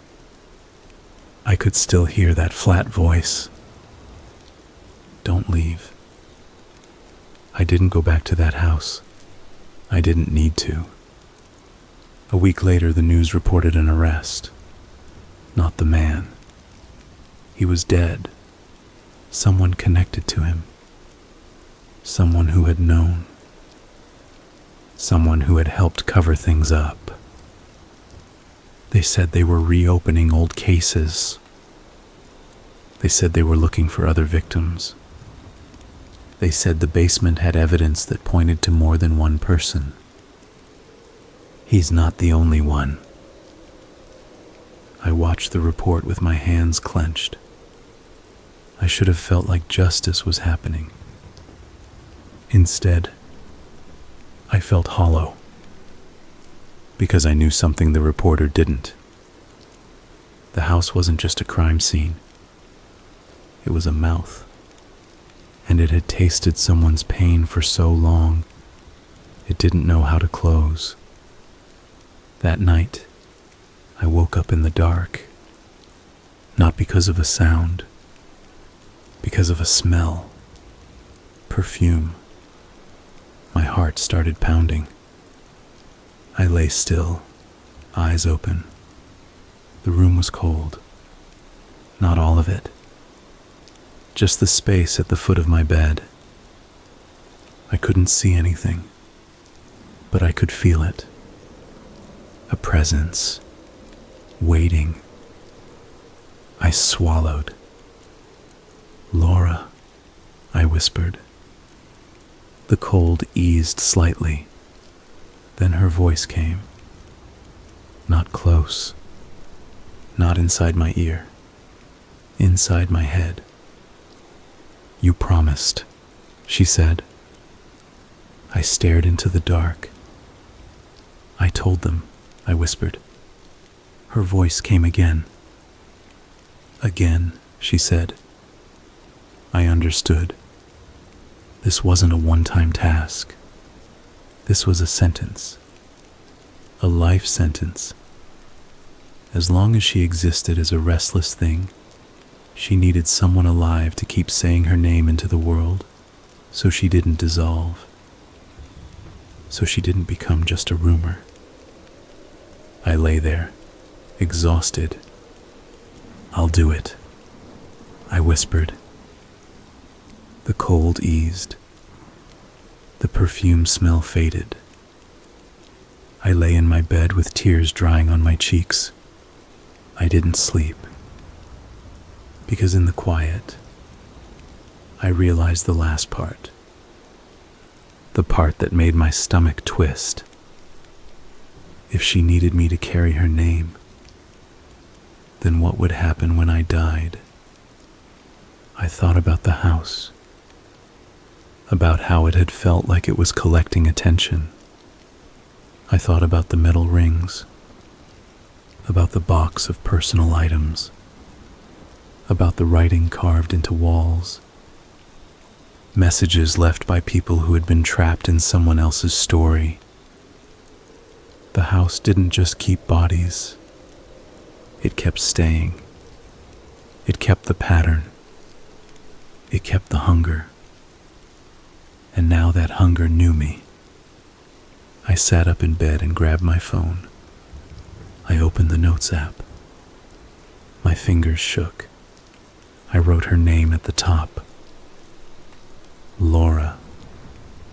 Then I wrote the address. Then everything I could remember. The box, the rings, the message, the man, the cold grip. The smell. I wrote until my hands cramped. I wrote because it felt like the only way to keep the truth from being swallowed.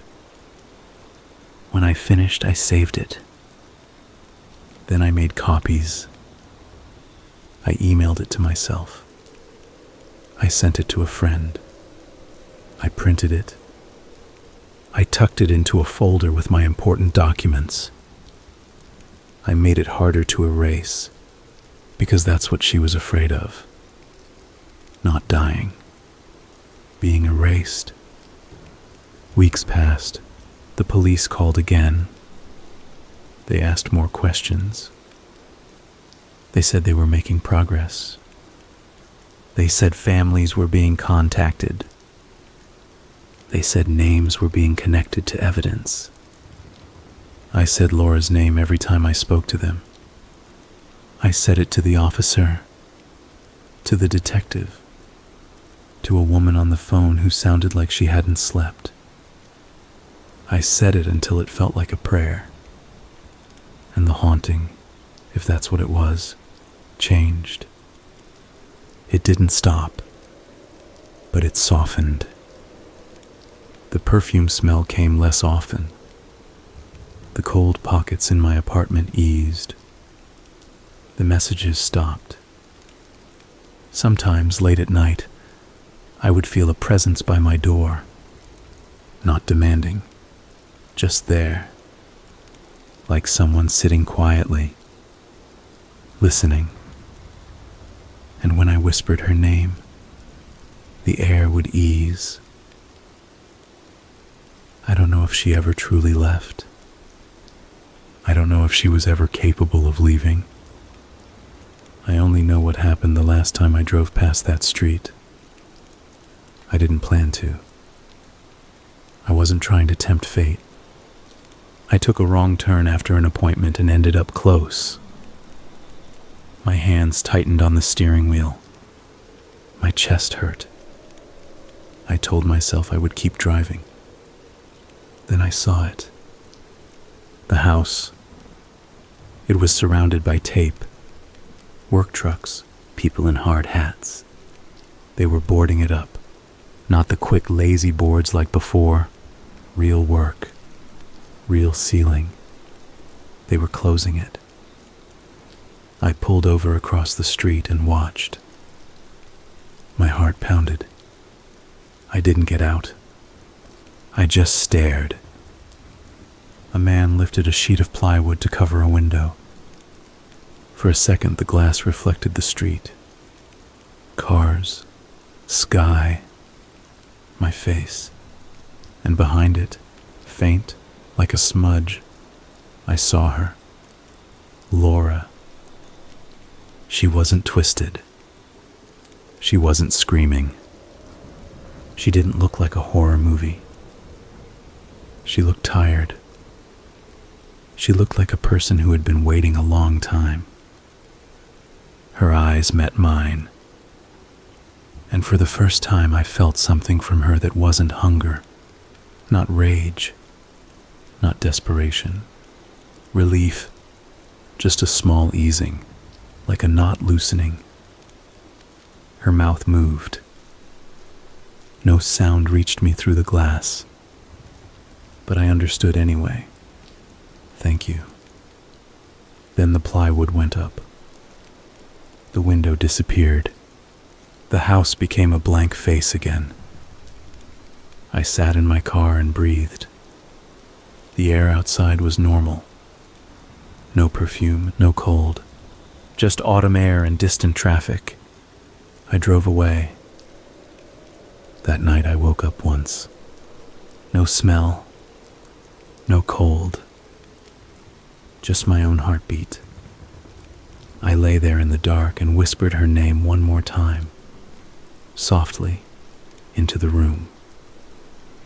Laura. The silence stayed silent. And for the first time since that basement, the silence didn't feel like something waiting. It felt like something finally done.